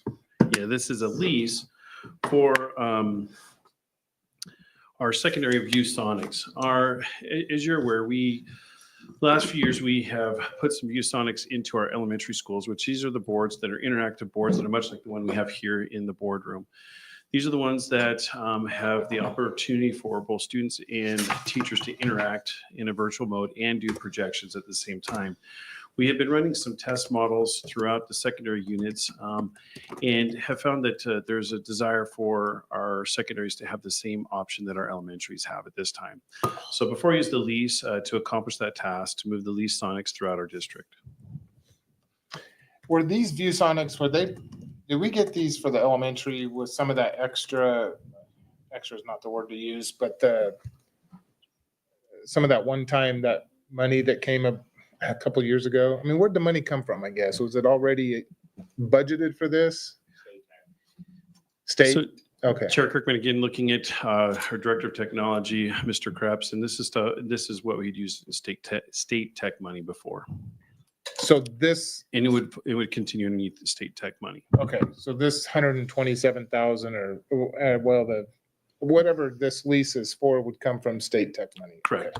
It is currently inside the budget as well to be able to do that. Okay. Any questions, trustees? Secondary wants what elementary's got, so. I love it. Okay, I motion. Well, I have one question. Yeah. So there are 10 fewer boxes than there are boards. Is there a reason for that? Chair Kirkman and Trustee Benz, yes, we already have some of these in stock already. Okay. We do have some overages. This is just to complete what we need to have. I motion to approve the lease with Insight Investments to purchase the remaining view board panels and balance box mounts for the secondary school classrooms. Second. Okay, motion and seconded. All in favor? Aye. Thank you, sir. Next one. I feel like you We'll should just go walk right. back and Chair come back. Kirkman, We'll just yeah. go right down the list. Next all right? is Mr. Stopper talking around Wi-Fi for buses. Trustee Kirkman, Board of Trustees, one of the things that we have been experiencing over time, and this is, I'm going back a little bit in history and a little bit of knowledge in our current structure of how we handle some of the security features in our buses is related to the cameras. There are cameras, and we did it part of our RFP last year. We added cameras to our buses to make sure that we had some more opportunity to view what was happening, and for discipline purposes and other purposes, we had put that in our RFP with intentionality. One of the things that is a challenge with the busing system is that the unit that records all of the events sits on the bus. And it is a physical pull out, have to bring into the bus facility and download at a particular unit, and then transfer that information to the schools so that they can respond to some of the things that are taking places. It is a very tedious process, and at times it can take more time than what we want it to take in order to respond to some of the events that take place. So one of the things that we looked into even prior to us moving to a new contract, we had looked at these options beforehand. And what we do have is the ability through E-rate, which is the 80% of the cost would be covered through E-rate. It is an eligible expense to put Wi-Fi on the buses with the intention and the purpose to help us to have more views of the cameras in an in-demand session. That is one of the benefits. There are other benefits to that students could use the Wi-Fi on buses, those that have some of our longer and yonder routes. In particular, you have some of those that in our New Horizons that are having to be on buses because they are transported from one side of town to the other side of town, and it does take a considerable amount of management throughout our city now. But the primary purpose was more so for security purposes. And again, this is funding that is already available to us, and that we can use our E-rate, which is they pay for 80%, and the rest of it, the 20%, would be out of our state budget. Explain, what's the E-rate again? I'm going to have. Where does it come from? Because anything that has the word federal right before it is. Yeah, Chair Little Kirkman, suspect. I'm gonna to make sure we get the accurate instead of my version, I'm gonna have Director Krebs come up and give you a better version of what the E-rate is. Yeah, so E-rate is the program, E-rate is the program by USAC that it's based off of your free reduced status. USAC is, Universal something, I put it in the memo. Okay. Sorry. I'm just testing. So, But it's federal money though. yes. Would it, at any chance, could it be affected by what's going on with the, I think everything could. well, and I know, but when we're looking at budgets and numbers here and what's coming up and we're getting into the budget cycle, I mean, all of these things we have to look at and consider. So that's why I'm asking the question. So remember that it's all based off of that USAC approval too. Okay. So Chair Kirkman, again, part of it is it has to be approved for us to even get to this point by USAC. And so it's already been approved and the funding is already allocated for it if the board chooses to move forward with it. All right. So when we look at these pieces, again, it's money that is federal funded, but there is a process that is already has to happen and there's certain dynamics that it has to be used for as well. So this isn't money that we can say, hey, I want to go pay for 4 teachers out of this. It is not allocated for that purpose. It is specifically allocated for the technology uses inside of schools. And we have the cash. Correct. All right, Trustee Taylor. Trustee Benz was first. Oh, I'm sorry, Trustee Benz. Okay, so the next item is also under the E-rate thing. The E-rate is the name of the program through USAC. Okay, and then it looks like there is the Wi-Fi contract, which would be a yearly renewal, but there's also the technology component that would be a one-time purchase. Yes.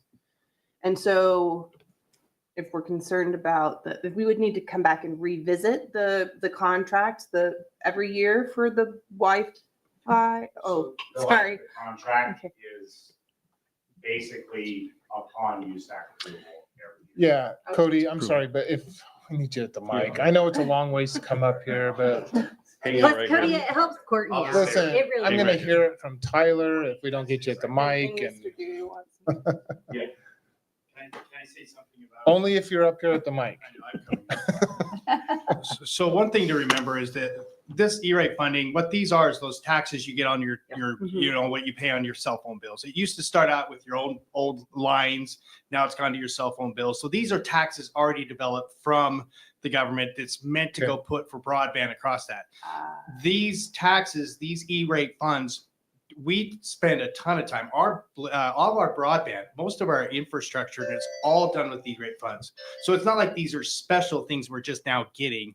These are just Cody's team utilizing all of the monies that we get instead of letting some of it fail and that kind of thing. So it's not new. We have it across our board. If all that were to go away, like with that risk, we have a lot more discussions because literally our entire network is going to go down because of it. So just All right. remember that. Nope, we got it. Trustee Taylor. So for all the trustees that pair, just to share, because Jeff and I have been on the board for so long, it's very common for us to really only see Cody once a year or when we need some type of a technology renewal. You'll see me one more time next month. So that's probably why, and I applaud because at the very beginning, we had a lot of these same cost questions. And so these are very good questions and very normal questions. Jeff and I probably just will not have them because we've done it before, but these are really good questions.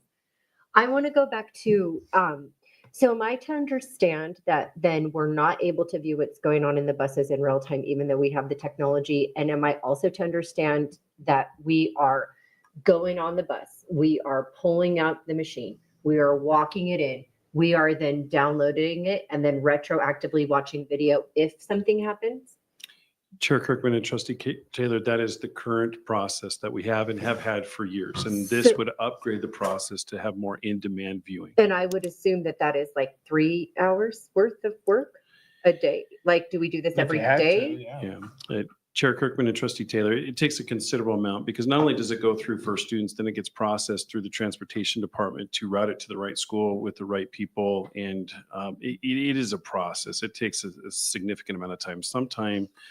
Sometimes those videos can be incredibly long as it's the entire ride. And so you have to watch the full hour of the video or the 45 minutes of the video. So this allows us real-time monitoring here in our transportation department? Trustee Kirkman and Trustee Taylor, that would be the goal of this for the Wi-Fi, yes. And then where is the Wi-Fi located?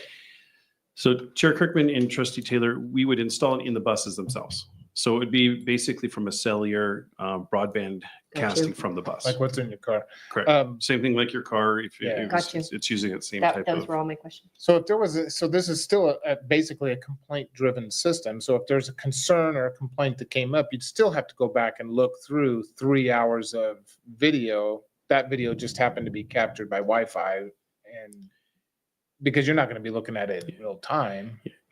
You get what I'm saying? I It's do. like- Chair Kirkman, the time viewing is not going to be expedited. It's all the work that comes up to the viewing is going to be expedited. Got it. But we could watch them here if we wanted to, because I really want to I had understand. nothing else to do, yeah. Well, but I mean, I watch video of my companies all the time, but I want to ask that we have that capability. So I want to make sure that we really do. So like our transportation department could look at these in real time if they wanted to. Chair Kirkman and Trustee Taylor, one of the things that will happen is this is a component to get to that part. There would be some software upgrades that we'd have to do that are available to us that we don't have in our system because we don't have the Wi-Fi yet. And working with our partners at First Okay, Students. so let's assume we're archaic and we're right here, because I just really want to understand how it works in the event that this continues to be a conversation. So right now, First Student takes the video. They go at night. They take the video out. They put it into their system. They download it. They send it to us 24 hours later, 48 hours later. Do we get 7 videos at one time? Chair Kirkman and Trustee Taylor, the answer is we get several videos depending upon the request, whether it becomes from a parent has identified an issue, a bus driver has identified an issue, a student has told a teacher that there's an issue, or any other staff member that there's an issue. That initiates a lot of times a request for these videos. So they can't pull the video until the bus is back after its completion of its route in the evening. So if the event happens today, I'm not informed until tomorrow. It's tomorrow evening before the video gets pulled, and then it has to go through the process for the following day for anybody to view it. So now with this, what's the change? The change is I can now, if I am in the school and I'm informed of that, I can now go access the video. Right away. Correct. Okay. Or theoretically, anybody in the department. if they had Theoretically, that the access- if department they had that has access to that. Now, not every person can go watch every video. Sure. So Just the again, pertinent giving those people. particular permissions and putting all those things in place would be part of the processes we'd have to do to upload on the system. Okay, I just want to make sure I understand how we're advancing the process.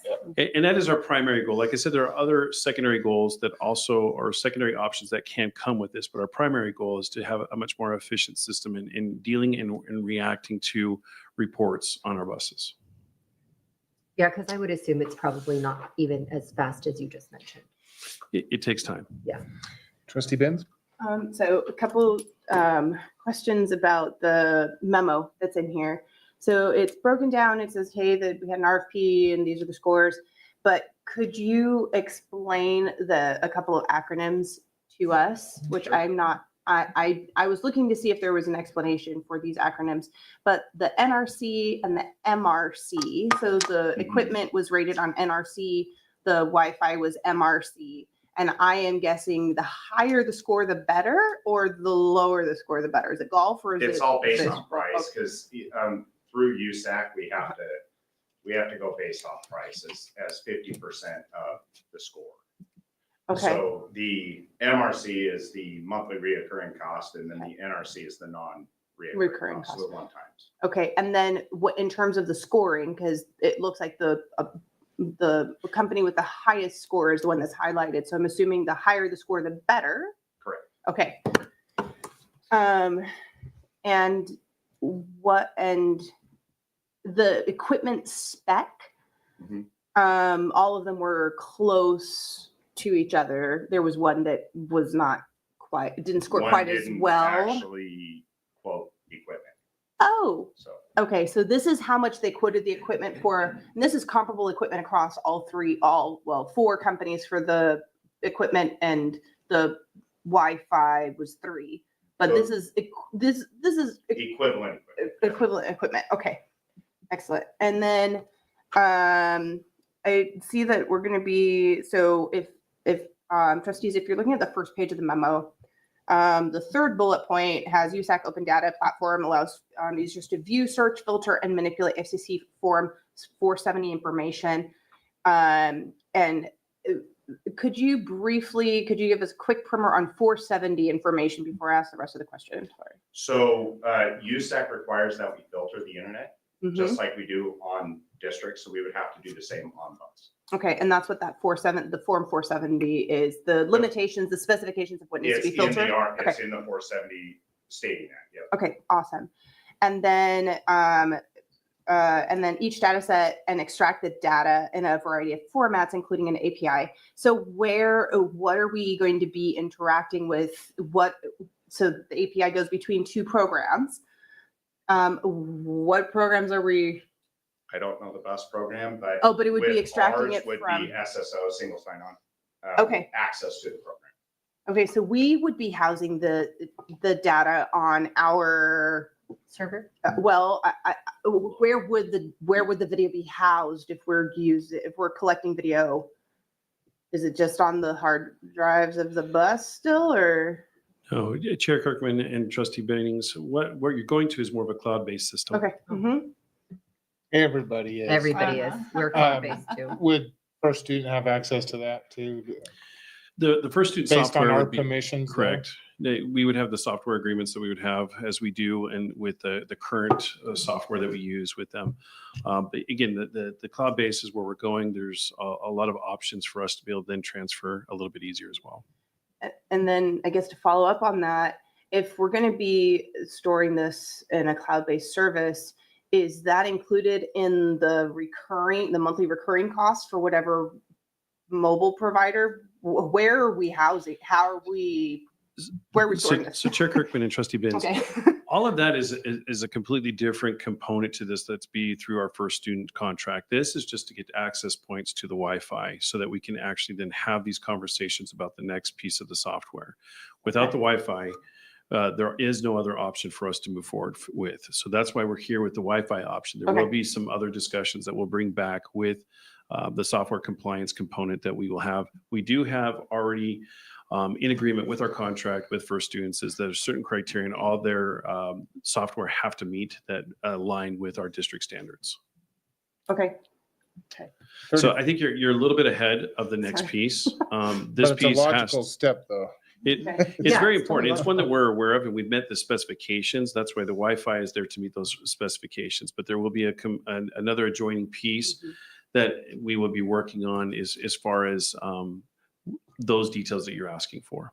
And that will be through the first student's software. Okay, I just was curious because it does mention the USAC's open data platform. I'm like, what? Which platform? Okay. We have things in place to protect students, and I think that's the gist of your.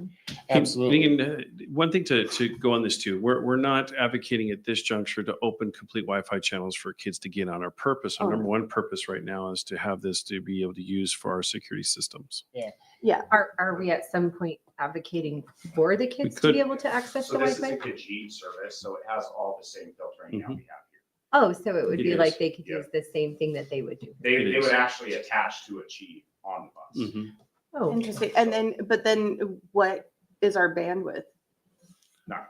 It's, Depends on how fast the bus is going. Yeah, the faster the bus goes, the better. Because if we're gonna, It depends on the area of town. Town. These devices can handle up to 100 concurrent connections. So, but again, it's where you're at, right? So in theory, they could Okay, read all that on the bus. Thank you. So can we add that to the seat time, Waylon? Yeah, I know. Hey, that's what I was thinking of right now. We're gonna add a new class. Right home. Yeah. We need a teacher on record. You have a 45-minute period to finish your homework before you get home, so you can do your So the chores, monthly right? recurring charge, is that for 12 months, even though the buses aren't running? For 2 months? Yeah, they don't offer a school year. A school year rate? In Chair Okay. Kirkman, one thing to consider is that we are running buses for summer school, so there Oh, is a okay. lot Yeah. less downtime than what. And sports. And Oh, sports, okay. yeah. You think about some of Ooh. our long-term or long-distance travels that And- have the option to still connect and work on some things as well. Okay, that was the other question, because if we do that, if it's a mobile thing, then theory is wherever they have a mobile network, we would be able to access. Okay. All right, trustees, any further questions? We run the risk of losing the camera if they go into a place in a mountain range that doesn't have signal. Are they gonna go in a mountain range? Oh, if they're on the road to, it's like in Nampa. You don't lose the footage. Don't lose the footage. You just lose access to the footage. Yeah. Until they come back within. Records. Good question. 'Cause That was a really good I wasn't thinking like they're driving up to McCall or someplace. Okay. Okay, I motion to approve and to engage Byte Speed to complete the work outlined in the RFP with the intent to begin the project after USAC approval. I second. Okay, motion and second on that. My mind just went blank. All in favor? All in favor? Aye. Jeez. Any opposed? All right, good grief. All right, just go right down to the next one, Dr. Russell. if you're Yeah, okay Chair with that. Kirkman, trustees, next on action item has to do with our E-rate cable additions to our network. Do you want to have fun with that one? Second verse, same as the first. Yeah. We want you had to- a lot of bidders on this. And we want you to go through every Yeah, single. We don't. You We don't. want, I don't. want you So to this think one- 3 sentences or less, Cody. 3 sentences or less. I want you to think like Randy. Channel your So is inner this one to Randy. replace? Quick, the- quick. Okay, so this is to add additional drops to south and west to accommodate the view boards you guys so Yeah. gratefully approved. Great. And USAC will help us pay for that. But that's not just Yeah. south and west. I mean, it's, obviously it's, And then the 3 elementaries, I didn't know they put it all on. oh, sorry. The 3 elementaries are complete cable replacements, cable plans. Oh, okay. So Sherman. They're well beyond warranty and it's time to replace them. Iowa, Park Ridge, Sherman. If you Sherman, remember, I think we did 2 last year. You did? Yep. Okay. Okay, I'm, Any questions? Okay, Ellen. Oh. I do have, sorry, I was trying to find the memo that summarized it all.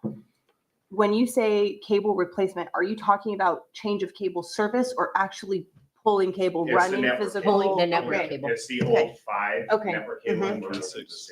Okay, yeah. okay, awesome. Okay, I thank you. motion to approve and to engage at EdNetics to complete the work outlined in these RFPs with the intent to begin the projects after USAC approval. Can I, sorry, it looks like they're all combined, so it's EdNetics and System Tech. Those are 2 different awardings. The memo just says EdNetic. Right. Yeah. Okay, it's okay because we can fix it. Okay. Can somebody second so that It's we? been, hold on, it's been, a motion's been made, it has been seconded.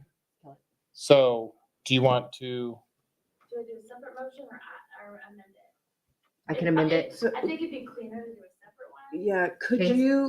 could you clarify? So is the EdNetic for the west and south?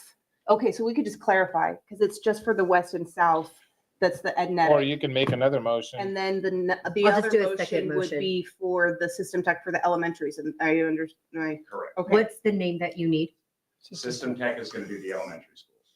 Okay, so I'll do the second. Okay, so there's a motion and a second on the table for EdNetics to replace the secondary. Or to, The secondary. for the secondary schools. Cables, yep. Okay, all in favor? Aye. Aye. Any opposed? All right, I motion to approve and to engage System Tech to complete the work outlined in these RFPs with the intent to begin the projects after USAC approval For the element. for elementary schools. for the elementary schools. I'll second. All right, it's been motion and seconded for the elementary schools for System Tech. All in favor? Aye. I Any- apologize for the blank. Hold I on, don't know any what that opposed? was. You almost opposed it when I said. Oh, any sorry. opposed. Sorry, I didn't like it. All right, that motion passes. Cody, Thanks, we're Cody. just That's why I gonna, only stand up you're there just once gonna a year. leave and we're just gonna talk all about you. All right, so Dr. Russell, if we can jump to the next one. Yeah, Chair Kirkman, trustees, next action item has to do with our Wi-Fi network and adding some ability to increase the performance of our Wi-Fi. Is this the battery? This is the Y-Bots. This is Wi-Bot network. Oh, wait, okay, I'm already on. So the Y-Bots are a device that we put in the network that actually monitors the experience that the kid is having on the laptop with the Wi-Fi. So Sounds so AI. Wi-Fi. yeah, they work really well. We have about 24 in our district right now. We would like more. so that we can branch out in our school. Okay, so And- this monitors the experience that the student is having on our Wi-Fi With their device. with their device. I mean, I'm sorry, give me an example Are of we- an experience that a student might be having. Are we talking about Wi-Fi connectivity and like signal The strength up and down that, signal okay. strength. Okay. It gives us, yes, an issue with websites. It gives us more detail than our current Wi-Fi Okay, dashboard does. okay, so it's just feedback from how Correct. how they're connecting, what they're connecting to, if they're connecting, all that kind of stuff. Correct. Okay. But it will also show anything that they connected to or anything that connected to them, Yes. both ways. Mhm. So the As long complete as they're on our experience, network, yes. if they're on our network, complete experience.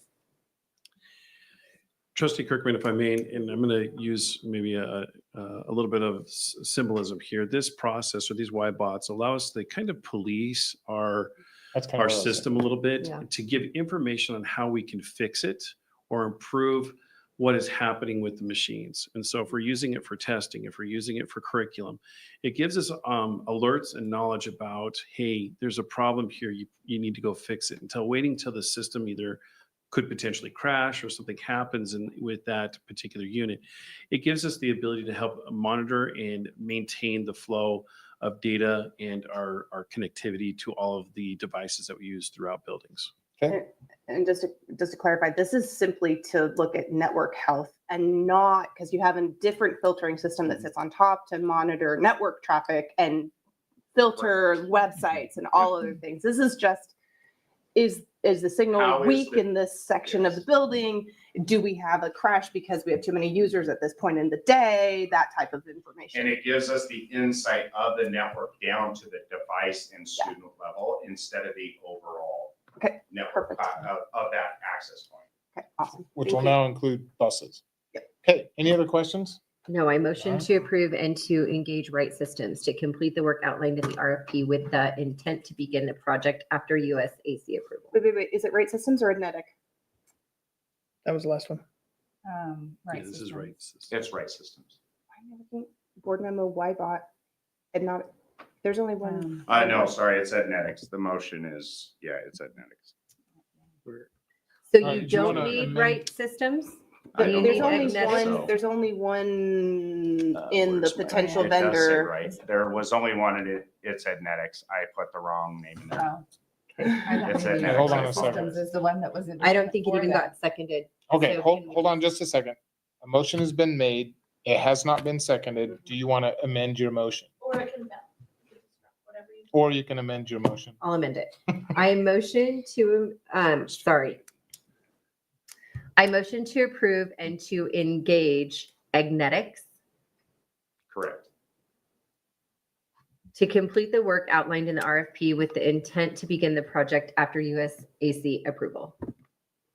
Do I have a second? Second. All right, it's been motioned. It's been seconded. All in favor? Aye. Aye. Any hope. opposed? I hope. Yeah, we're there. All right. Next one on the list. Dr. Yeah, Chair Kirkman, I believe the last of the technology has to do with providing more additional battery supply to some of our critical networks. And again, Mr. Starr, Mr. Krebs will share some information. on that. So we've expanded our systems, so we just need to expand our UPS backups. And this one is correct, it is right system. That was gonna be everyone's So first this is what question, happens when Cody. you use the same template for all of these, sorry. I should have. Okay, I motion to approve and to engage Right Systems to complete the work outlined in the RFP with the intent to begin the projects after USAC approval. I second. All right, it's been motioned, been seconded by trustee Behrens. All in favor? Aye. Any opposed? All right.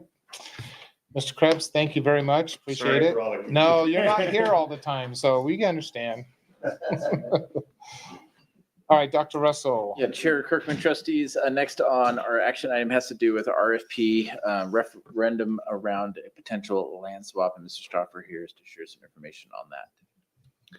Trustee Kirkman, Board of Trustees, as we discussed in our informational last board meeting, we have put together an RFP referendum to propose for a land swap of both our Gateways building and our Union building, looking for a busing site or a busing barn to facilitate our current needs. In the memo, you'll see that there really are 5 things that we have in there. You have the resolution, which approves the exchange of property and soliciting the bids for exchange. That's the first document. And then you have the notice of property exchange that in Exhibit B to the resolution that we need to publish twice in a newspaper, in a local. We'll do that in our local newspaper, and that is per Idaho code. And then we have the sealed bid packet that provides all the information that our bidders will need to put together as part of that sealed bid process and return to the district. And again, the scoring sheets and the other components are a part of that. So we're here, and I also have with me today as well Justin Craney from Holly Troxel, who is the one that helped us put this together. If the board had any questions on this RFP, we're here to answer those as far as the details that are contained inside of it. Okay, Trustee Benz, go ahead. So when you say put public notice in our local newspapers, are we talking just Idaho Press Tribune? Are we talking about Statesman? Are we? Is there all of the above? Are we- Chair Kirkman, Is this Trustee still Benz, district? Oh, okay. Trustee Kirkman and Trustee Benz, we're required to put it in one of our local entities. We use the Idaho Press Tribune because it has the greatest width and breadth in our area. Mr. Stoffer, quick question, maybe just clarification on the terms and conditions document. I'm looking just right on like the second page, number 2, property to be auctioned. This is what we're looking for, correct? The terms condition, this is what we want the bid to include. I am pulling up the document Is this right now. the exchange of real property resolution? Are you looking at the notice? Hold on a sec, I'm looking at this. The Is bid that the bid packet. packet? Okay. Yep.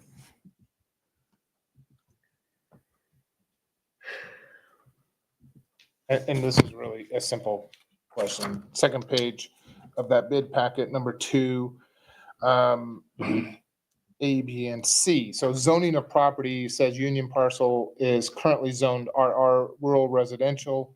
Permitted uses of the Union parcel are set forth in Nampa City Code. I'm assuming that's just telling the potential bidder that if you want to zone it, because it's county right now, isn't it? Mm-hmm. So why would we need to put Nampa City Code in there, or should we add Canyon County Code? Trustee zoning Kirkman, code? I think that's something that we can add into it. It's a Canyon County Code. Just to let them, I mean, obviously, someone who's been on is going to do should be doing their due diligence to find out what the current zoning is anyway, so. Yeah, so this was just informational for our parties who are interested. This is just giving them the breakdown of what our land is, where it looks like, and just giving them some information to go off of. Part of this too is I will meet, if any of the interested bidders, I have the option to meet with them as well and go through any of I these think when I read that, permitted uses of Union parcel are set forth in Nampa City Code, that's us telling a potential bidder that it can only be used if you're in the city of Nampa. That's I understand what you're saying. That's Yeah. where my mind went. So. And Trustee Kirkman, I think that is one that we can look at since it does sit in the county. We know it's also part of the zone of impact for the city of Nampa as well. But yeah, we can make that adjustment. I think that's all I had on that. Okay, I need to ask some questions here. Chair Kirkman. By all means. So let's just say that we get an RFP back and, it comes back and this is the one that makes the most sense based on what we put out and they respond. We can still say no once they respond, correct? Chair Kirkman, Trustee Taylor, yes, part of the law states that you have the ability to review those as a board, the most responsive bids to accept or reject all bids as well. You can say, nope, we're done. We don't want any of these bids and we don't want to go further with this process. So you Even still as though a we board. put it out for bids? That is the law. We do have the ability Okay. to say we And have I'm looking changed over our- here, Yeah, I Mike, would as like well. for you to come in. And I just want to make sure, and this is, and full disclosure, I just feel like the landscape of land is changing very quickly. And the desire for certain types of land are changing very quickly. This is to my fellow board. So I just need to know, because I'm okay with this RFP, but if they came back, we could say, you know what, we've decided we don't even want to sell this. Like, that could be that decision. Trustee Kirkman, Trustee Taylor, that is correct. It is statutory. In the statute itself, it says the Board of Trustees has the power to accept or reject any or all bids. Great. You are not, this is not like you made an offer and they accept and there's a binding contract in play. That's not what occurs here. They are submitting response, or the bidders are submitting responses to this RFP, pursuant to which they're in essence offering to you to accept. You have the unilateral power to say, yeah, no, we changed our mind. That's the Or- word I like, unilateral. Yes. Okay, that's what I wanted to know too. But on that note, since this RFP, if this RFP were to go out, and a potential bidder hit every single point in this RFP, again, back to, we could still say, Sorry. Yes. That's what I needed to know. Councilor Trustee Kirkman, yes, that is correct. Again, statutory language, and if you want, I'll pull it out and read it. to no, you, no, but no. it's- just- It is abundantly that's so clear. contrary to what I'm used to. Right. to what I'm used to Well, dealing with. it is for me as well, which is why I wanted to ask, but I actually, I feel, I am so good with what you just said. That was my real hang up there. And so legally, I feel great. And we also state this in the bidding documents.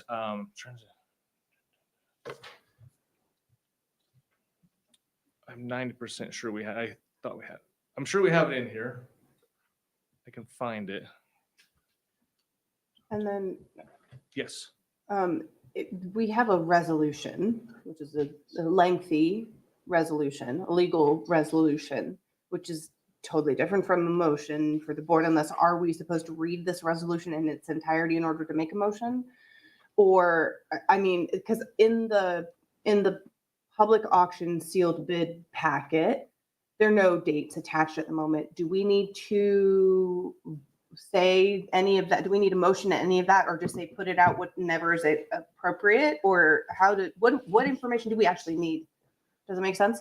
Well, whatever, sorry, trustee Benz, I think if I understand your question, whatever motion is made will include whatever's on this document, whether you read it or not. For the resolution one. For the Okay. resolution one. But then on the sealed bid, how does that work with the sealed bid one? Because there are no dates currently on there. Do we need to include? No. Trustee Kirkman and Trustee Benz, what we really need is the approval of the resolution. The resolution Okay. sets forth everything that we would do in accordance with the bid package and all the other components to it. The date is really, we have to find out from the Idaho Press Tribune when they can run it. And Okay. so that, we can't do that until you approve it. Okay. Then we can go tomorrow or the day after if it's approved and find out what days it will actually run. So you can fill in that's the what we can- details. Yeah, the smaller dates are what you're as a board entertaining at this point in time is the resolution to put out an RFP as outlined here in the referendum. Okay. Real quick, I'm just gonna chime in. Section Yeah. 4A of the bid I was package. gonna tell you that I says- found it. Okay, you can just like skim as fast as I can. Yeah, Section 4 4A. says exactly what I just said. Yeah. Even if you get a fully compliant bid. Yeah. You can still say, you know, we have changed our mind as a board or as a trustees and we're done. Because we still have to sit up here and accept it. Mhm. Or You have not to go through each one and then, or even before it's, you know, even before you get bids, you say, you know, we've changed our mind. Okay. And just notify those who've taken it. So. All right, I like the word unilateral. I in did this too. particular So I instance. motion to approve the resolution for the exchange of the property and the soliciting of bids for the exchange. Second. Okay, motion and seconded. All in favor? Aye. Aye. Any opposed? I guess not. Thank you. Where are we at, Dr. Russell? I lost my Yeah, place. Chair Kirkman, trustees, we are moving on to our last action item around Preston Compel, second reading of the policy. If you recall, last month, we had brought the Preston Compel policy forward with its procedure. There was slight changes made in the policy, just a couple of wordings, and it mostly referenced the procedure of currently what practices we are doing within the district. And so tonight before you is just a second and final read around that. Are happy to answer any questions you may have. Questions? I- Don't look like any. I motion to approve a second and final read of the revised policy 4006 Preston Compel and to approve the revised procedures to reflect the current practices of selecting Preston Compel student loan recipients. Okay, it's been motion and seconded. Trustee Benz, was that you or trustee Bennett? me. Trustee Benz, Yeah. seconded. All in favor? Aye. Aye. Okay. Thank you. That's the end of our action items, and we will jump right into Information. whatever's next. Yeah, I'm trying to scroll down fast enough. Dr. Russell, information items and reports. Yeah, Chair Kirkman, trustees, we'll start our information items around our STEM program update. Just going to do a real brief info about our current STEM programs in our district and then kind of talk about some next steps. I'm going to ask Tyler to go ahead and kind of bring up the slides there. We have had STEM programs in our district for quite some time, and these discussions started with us having conversations with Columbia High and our STEM high school at Columbia High. Well, I'm just going to keep going. Yeah. That high school started in 2017. Next slide, Tyler. And next slide. We have about 220 students from all three high schools that transfer over to Columbia High.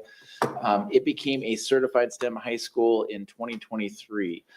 So we have the honor and privilege of really having our kids go through and get a certificate around STEM education in our district, which is a great program. There are going to be some, and actually you can see some of the successes of that program. It is really incredible if you get an opportunity just to walk through and see those students in their classrooms and our teachers working in there. They really do, I think, do an excellent job of really our vision statement of extraordinary learning experiences and what they do around engineering, the design process. And you see the results. The results speak for themselves. We are seeing some possible changes that might occur around the staffing there. And when we began to have some conversations with the staff, they brought us some really good questions about what is the future of STEM, our STEM high school? What is the future of STEM education within the district? And so it brought some kind of questions that we're going to talk about a little bit. But just as you look at those results, here, these are some of the key components that they do around STEM education. This idea that there's collaboration, project-based learning, and engineering design. They have strategic use STEM in each of the core subjects. And so it relates back to reading, math, science. Those are all correlated together. So there's a lot of planning and professional development and working together as a team to ensure that those core subjects support each other when it comes around STEM education. You'll see that the staff there has a lot of professional development, and it does take a cohesive team to be able to do STEM education well.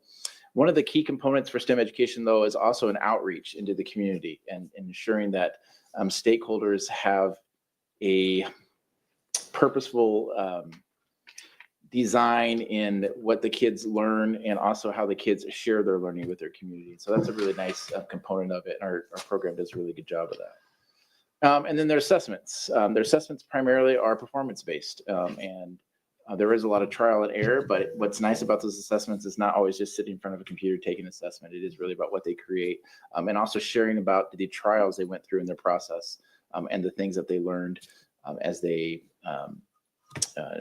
did their projects. So that's really briefly STEM education at a very, very kind of high level, and happy to have folks eventually come out and can talk a lot more depth about that. Next slide, Tyler. Here's really what I want to speak mostly about, though. As I mentioned, we had some conversations with those folks, and as a district, we realized that we really don't have a clear direction or clear plan about STEM education. We kind of have done hit and miss. And what I mean by that is in the elementary schools, and Mr. Stauffer did a great job of kind of running a little STEM program for a while. But well, since he's left, it's kind of died out. We haven't had a very strong program in our middle schools around STEM education. And yet we have a high school where students can go and get a STEM degree. And so we're not really doing a good job, I would say, at providing a strong feeder system from K all the way up to 12. And schools that do, most of them actually go K-8. It's actually really hard to have the high school. So we actually in our district are privileged to have the hardest part already done. Yeah. What we haven't done is the feeder system. And that's what we're talking about maybe today, is discussing like what would that look like and kind of thinking about in the future going forward. Next slide, Tyler.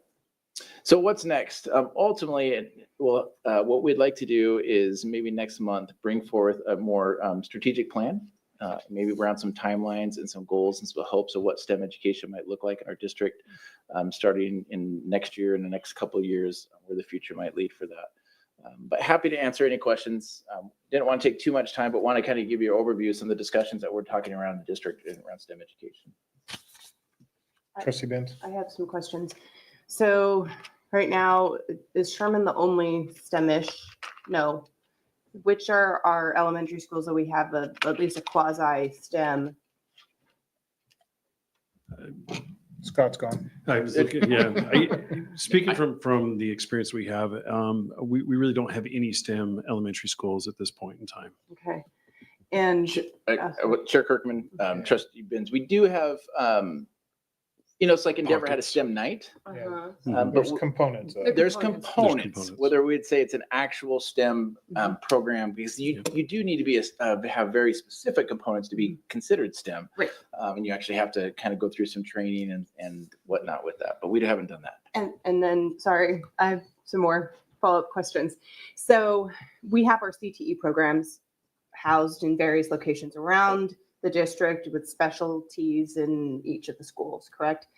And Columbia is our STEM high school right now. Does that mean, what are our CTE offerings that are included in that STEM program? None, no. Are we looking at expanding things like, I mean, would nursing fall into that? Or do we have, and are we looking at specializing each of the schools? We have a STEM school, we have an art school, we have a med or whatever.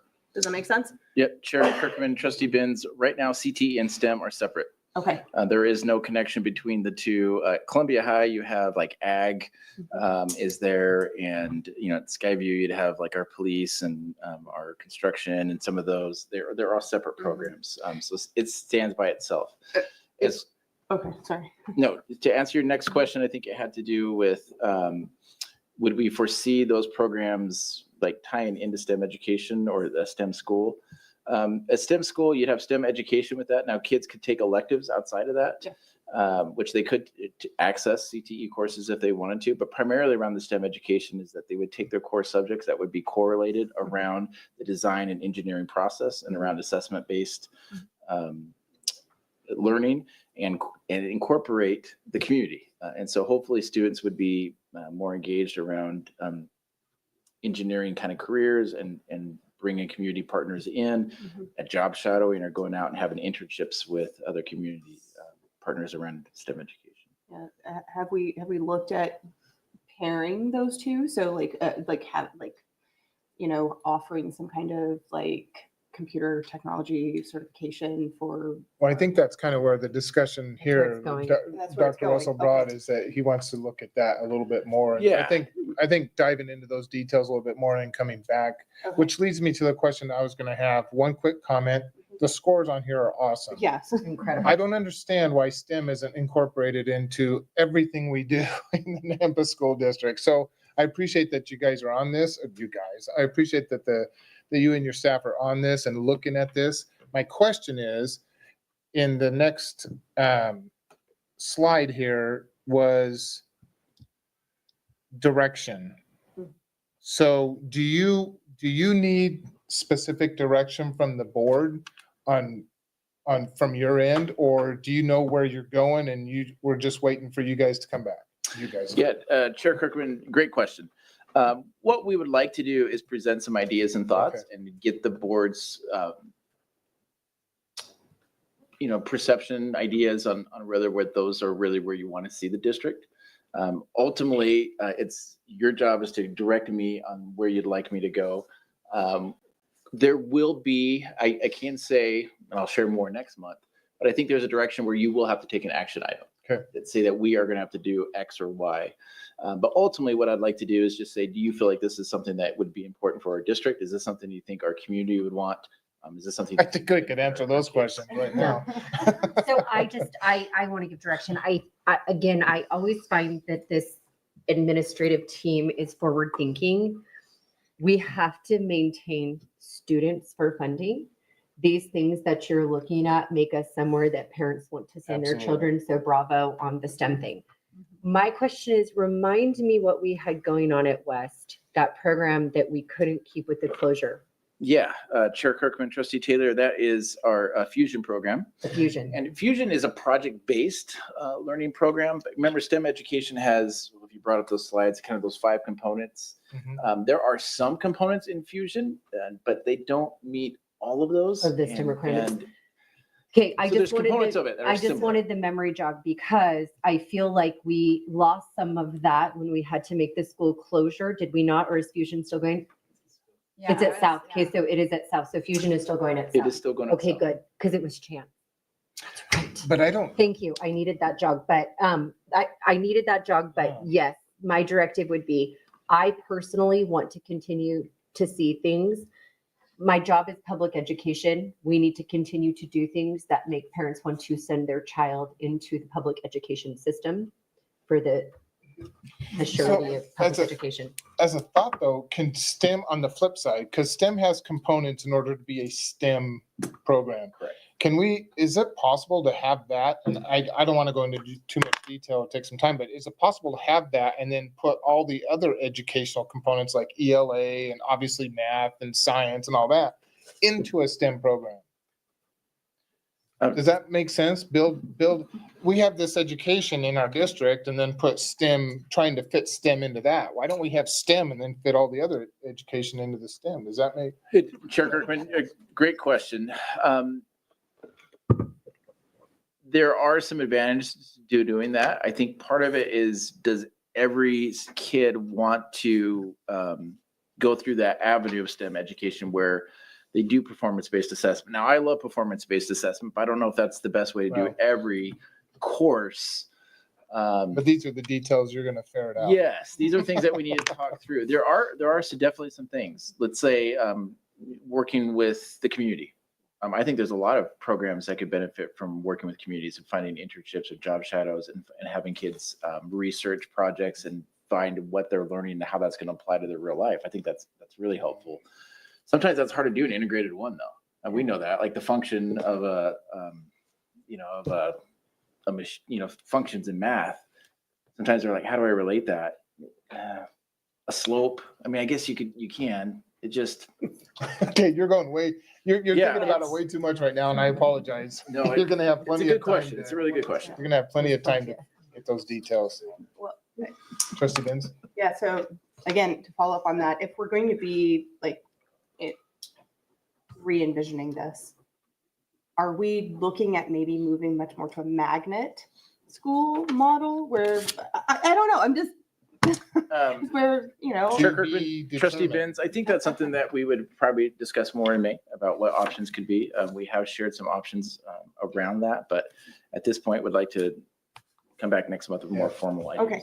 Love that you're having the conversation. You brought this up. Thank you, Dr. Russell.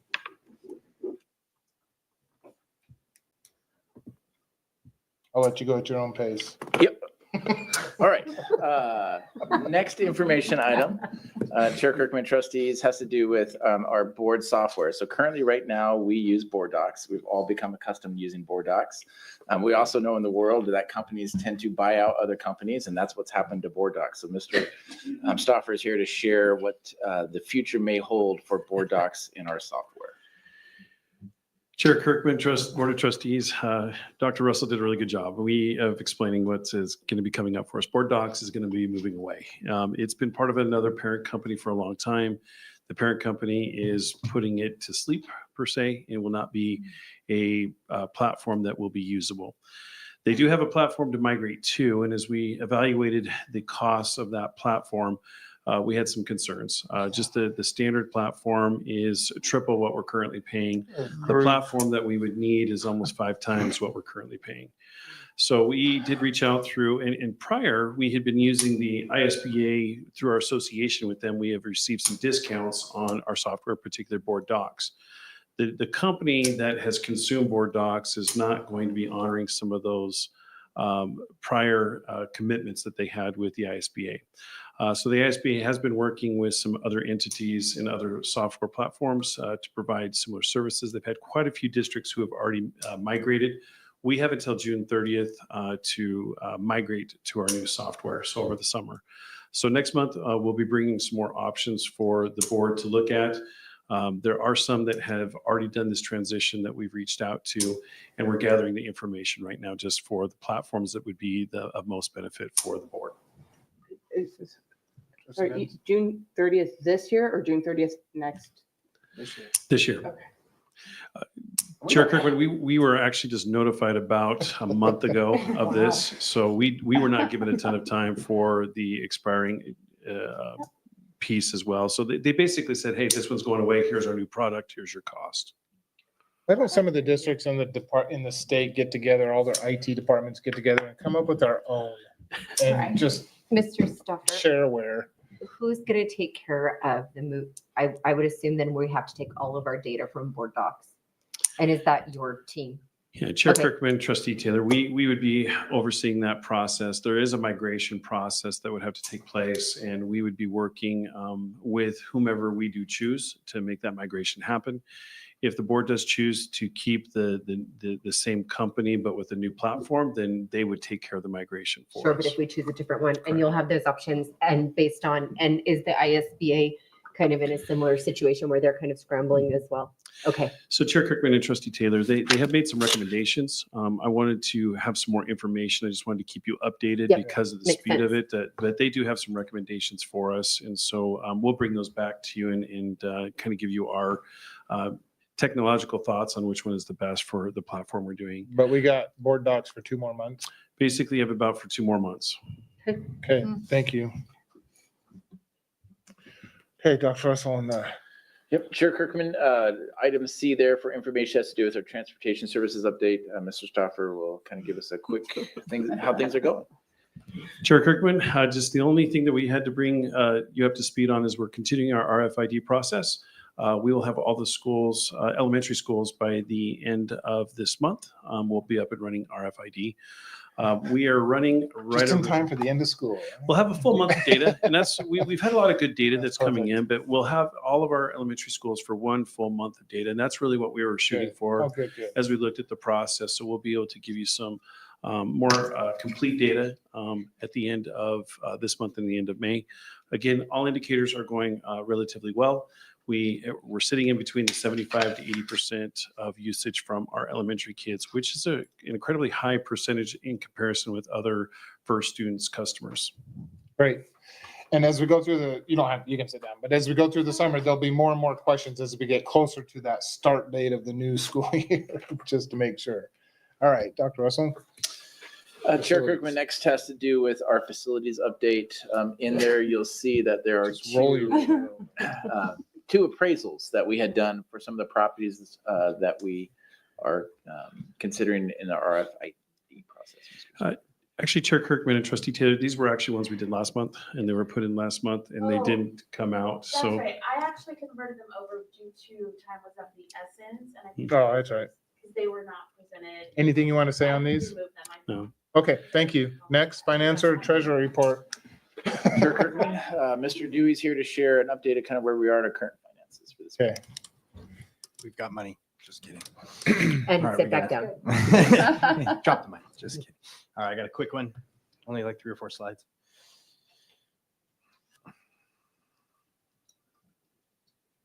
There we go. Next tab, please. All right, so for this year, everything's back to where we are. I was a little worried there for a little bit when it seemed like everything was getting shut down, but I think at this point in time, we should be good to go for the end of this year. So I don't see anything that's really surprising us and all that kind of stuff. And so I think we're doing a pretty good job of pretty much where we thought we were going to be. Our numbers are coming in right in line. The unfortunate part is I don't know exactly where our final discretionary payment is until July, remember, but based on what we've done, and Cody's already left, has some new reports for us that basically show we're right on track with our best 28 weeks. So we should be fine there. Keep going. We'd have some good news. Originally thought we were going to get about $45 million the 521 funds, and we were just sent an additional $4,192,000. So that brings our total up to almost 4.9 million, which is a good thing. And so that's going to add us some more interest that we can do. We are a month behind in interest. So we get our interest from the LGIP and others the month. So when you see it, that's why I say March 31st is where we are. And then April, we'll get the next one and kind of go from there. So, yeah, and then we did move based on what you guys allowed us to do, 30 million over to Mountain America. And so incredible. That's just so incredible that we can earn interest on that money. Well, yeah. But Yeah. how are the Well, we're in just on the LGIP as well. That's what It's I'm trying to maximize it. I I love just it. didn't want to put all of our eggs in one basket But I and just stuff love like it. that. Yeah. How are the It's not- investment yields going? Well, I mean, You don't have to answer that. it's about more a little tongue in under cheek. 4. Unfortunately, I mean, things aren't going well for anybody's investments right now, and and hopefully we'll maintain. But the nice thing is a lot of these organizations, they stay pretty calm and have a lot of bonds. And we're stuff, looking so we're long good. term too. Yep. All right. Okay. You want to go to the next one? All right. So what's going on now? What's going on? What we're looking at now? Legislature finally finished. The biggest things they did is they did do a 5% increase to the career ladder. But what that means is you kind of see what that means. But a beginning news teacher, we're going to get about $50,000 next year. So we have different levels associated with it. And there's some additional bachelors in that. Remember, that's how we get paid, not necessarily how we pay our employees. That's all negotiated. We're still working on that part to do it. The difficulty is they've created some minimums here that these minimums now the career ladder don't work together with our current schedule. And there's the way they've done stuff. It kind of blows a lot of that up. So we're working through that. Administrators have 5% on their base, and classified also get a 5% on that base. So it will allow us to do some stuff with them. Remember, this money flows directly as much as we can to the employees. And so that's kind of what the state recommends on that. So if you want to keep going. The bigger bummer was, for some reason, they do not believe our discretionary monies, our operations didn't increase at all. So they gave us no additional funds for anything else. So obviously our power bills won't go up, or our software bills will not go up, or our supply costs with the new tariffs won't go up, or any of that. It's not a big deal. We just have to budget better, apparently. So that is a big hit for us. Before, they didn't give it to us because we had COVID money, and I could kind of understand it. I'm not exactly sure why they did that this year. So it's really kind of a bummer why they did that. It's just a big fight right now for funding and education, and it wasn't fun this year to go through that. So we did get some additional money for health insurance, but that's a one-to-one. Remember, we get based on units for our health insurance, but we're charged by the employee. So it still doesn't work out 100%, but it's still, I mean, it's well worth it for what we get. It's a great plan. We are expecting anywhere from 260 to 300 kid decline again. We had 450 or so this year. It's just a constant theme that we have. It's much easier when we're growing, because growth is much easier. Going down is a very hard thing to do. We have to look at our staff, look at our where we are, and making sure we're not reducing too much to kill our student to staff ratios. But and you just never getting rid of people. I mean, in this world, it's never a fun thing. So we are dealing with it, and we're having all those discussions right now. So. And then most of our other state funding, we're going to be reduced because we're going to be less students, and a lot of that funding is based on students and units and that kind of stuff. So some of those are on. The nice thing is what we're hearing from the state and all that kind of stuff with the federal funds is we think it's going to be flat. The scary thing is all the people at the national level that actually put together how much each state is going to get, they're all gone. So no one knows exactly how those allocations are going to come to the states.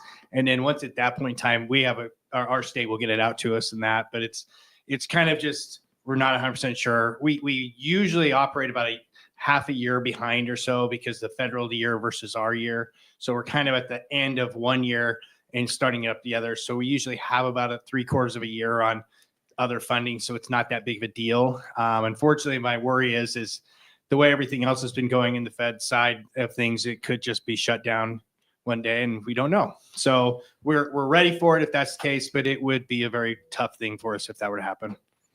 Well, and anything coming from the feds, any funding coming from the feds has to be, if it comes to the state, has to be approved by the legislature. We have to have spending authority of that anyway. And, So a and lot of we've people gotten think and we've gotten this spending authority for the Fed state right now. So we've gotten that through our legislature right now. But any new money that might come down, like the dissolution of the U.S. Department of Education or anything like that, and Yeah. everyone says money's going to the states. I'm just saying that when that process, if that process were to start, any new funding from the feds that's coming still has to be approved by our legislature. Yeah, So it's not I like would boom, venture boom, to boom. say that if we were to get new funding from this, I would be very surprised. The whole goal of this administration is to actually reduce the size of government, not to actually, and what they're saying is they're actually reducing some of the other grants that aren't necessarily important to their mind. The ones that are sticking around are more of like the Title I and the IDEA.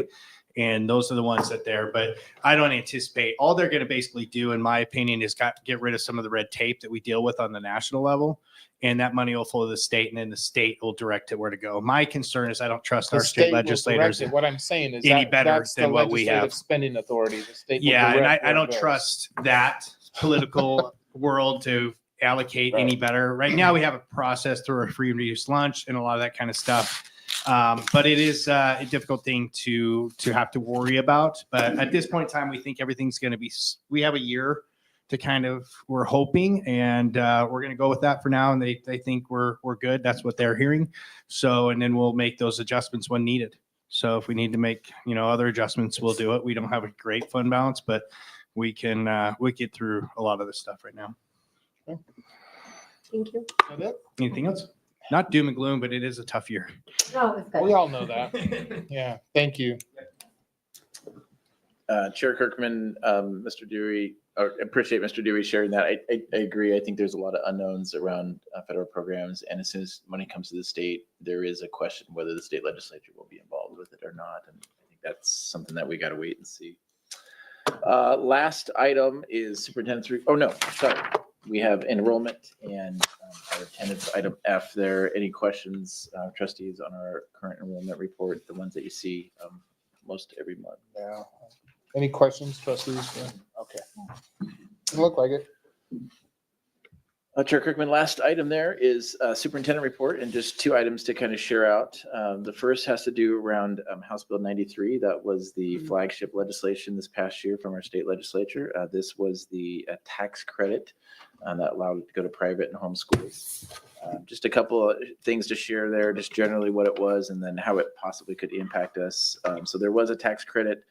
Families of students can earn up to $5,000 of a tax credit for general education student, or up to $7,500 if they have a special education student. There is a $50 million fiscal note that the state legislature put towards this legislation, and they capped it. But there is some question whether that was even legal or not. And I believe there's some challenges to whether you can actually cap a tax credit or not. So I'm not sure where that currently is. But I have heard our state legislator leadership talk about, well, if there's need to put more money, then it's likely they're going to put more money. What we've seen through other states is that number 50 million has generally started around that. Most states like Arizona have started around 30, 40, 50, 60 million, and it's gone up every year up into the hundreds of millions of dollars. So we'll have to wait and see what the state legislature does with that. Accountability for that is one of the things that also mentions in the legislation, and the accountability right now is a survey that those schools that receive these funds will have to provide a survey to see how they're doing. And then we should have a first report on those schools that or that receive that in 2027. So It's hard for me not to be critical. How it is hard. So how could it affect us? I think that's probably what I'd like to talk the most about. First of all, it's unknown. And I think that's something we're going to have to wait and see. So it's really hard to sit here today and say it's going to impact us exactly these ways. But we do believe it likely will impact us. And probably it will start primarily with charter schools. It's likely that population will be the ones that will head to a private school or homeschool. What we have seen in other states is schools have popped up more frequently, like in strip malls and in homes and in churches, which will provide more choice and options, which is what the state legislature wants. So it's likely you'll see students primarily in charters maybe go there. You could see some public schools for sure. But as soon as charters start having an opening, then you're likely to see public schools go into the charters because of their waiting list. And so it could be kind of a slight effect, but it's really hard to tell. I think you're likely going to see students from both charters and publics both kind of move to some of these schools as expansion happens or more options for education happen. With that, of course, is students, and as students leave, that impacts funding, and that's something that we'll have to consider as a district. We know our enrollment has declined, so that's something that's very concerning for us as we see, 2, 3, 4, 5 years from now. Talking with folks in Arizona, it took public schools about 2 or 3 years to start seeing the impact hit them, if I remember right, with some of the discussions that we heard from them. But we're gonna have to watch that closely and see, in our community kind of what happens. I do think it speaks to us about providing choice. I mean, that is the name of the game now. And so we as a district can't stay idle. I think we're gonna have to really look and be strategic about how do we provide more choice? What is it that our community and our parents want? And try to provide that as much as we can. So it's something that I think we're going to have to partner and hear from folks about what do they want to see in education as they have more options now, especially now options to receive money and send their kids where they would like to It is frustrating because the accountability for some entities that receive public funds and others is not fair. We have for a long time had to do many things for the state under the guise of public dollars accountability. And that includes our state testing that we have to do. That includes our CIPs, our strategic plans, some of the requirements we have around hiring, lots of kind of red tape that we have to do to justify our expenses and how our money is being used and how our data is submitted. And some other entities that now receive public dollars don't have any of that. They don't even have to have a highly qualified teacher in their classroom to receive public dollars. And so it's created two systems that I think are, unfortunately, it's unfair for some of the others. Some of those systems don't even have to accept all the students. We have to accept every student that walks through our door. And that makes it harder as we go through and educate. And I believe the public system gets criticized a lot for its assessment scores. But remember, we test every kid. That includes students with special education and severe disabilities have to take tests as well. That these private schools or homeschools don't have to do and don't have to report. And we'll never know how they do or how they report because there is no requirement for them to do that. So I think those are some of the things as we go on and move forward in this new realm of education that we'll have to be aware of, and we'll have to see how that impacts us. And right now, it's a lot of it, basically, to summarize, it's a kind of a wait and see. Yeah, it is, and I hear a lot, and I'm all, I get where the sentiment comes from school choice, and I don't have a problem with that. And a lot of people say, well, the money should follow the student. Here's what I think about that. The money can't follow the student because whether we have 200, if we have 200 students that are leaving this district, we still have maintenance issues. We have buildings that we have to pay for. We have busing that we have to do. And that 200 students that are leaving doesn't necessarily affect the costs, those hard costs that are associated with those. So the money following the student, yeah, I get it, but in reality, it just doesn't happen. And we'll end on that note, Dr. Russell, unless there's anything else you would like. No, just one other thing around Centennial Elementary. We're starting some discussions to think about the future of that. Currently, right now, Boys and Girls Club is using that, and we're planning on allowing Boys and Girls Club to use that for next year. And then we'll see where the future holds for that Has building. Nampa PD got a presence there? They do. They do, don't they? Yeah. Good. Are they using the kitchen? Office space for our SROs. We'll bring a donut making machine and we'll put it in Centennial. Are we off? That was live? That was recorded? Okay. I think All right. cops like Is there anything else, trustees? Thank you so much, Dr. Russell, for the information, the input. Anything else, trustees? All right, on that note, we will adjourn. Thank you.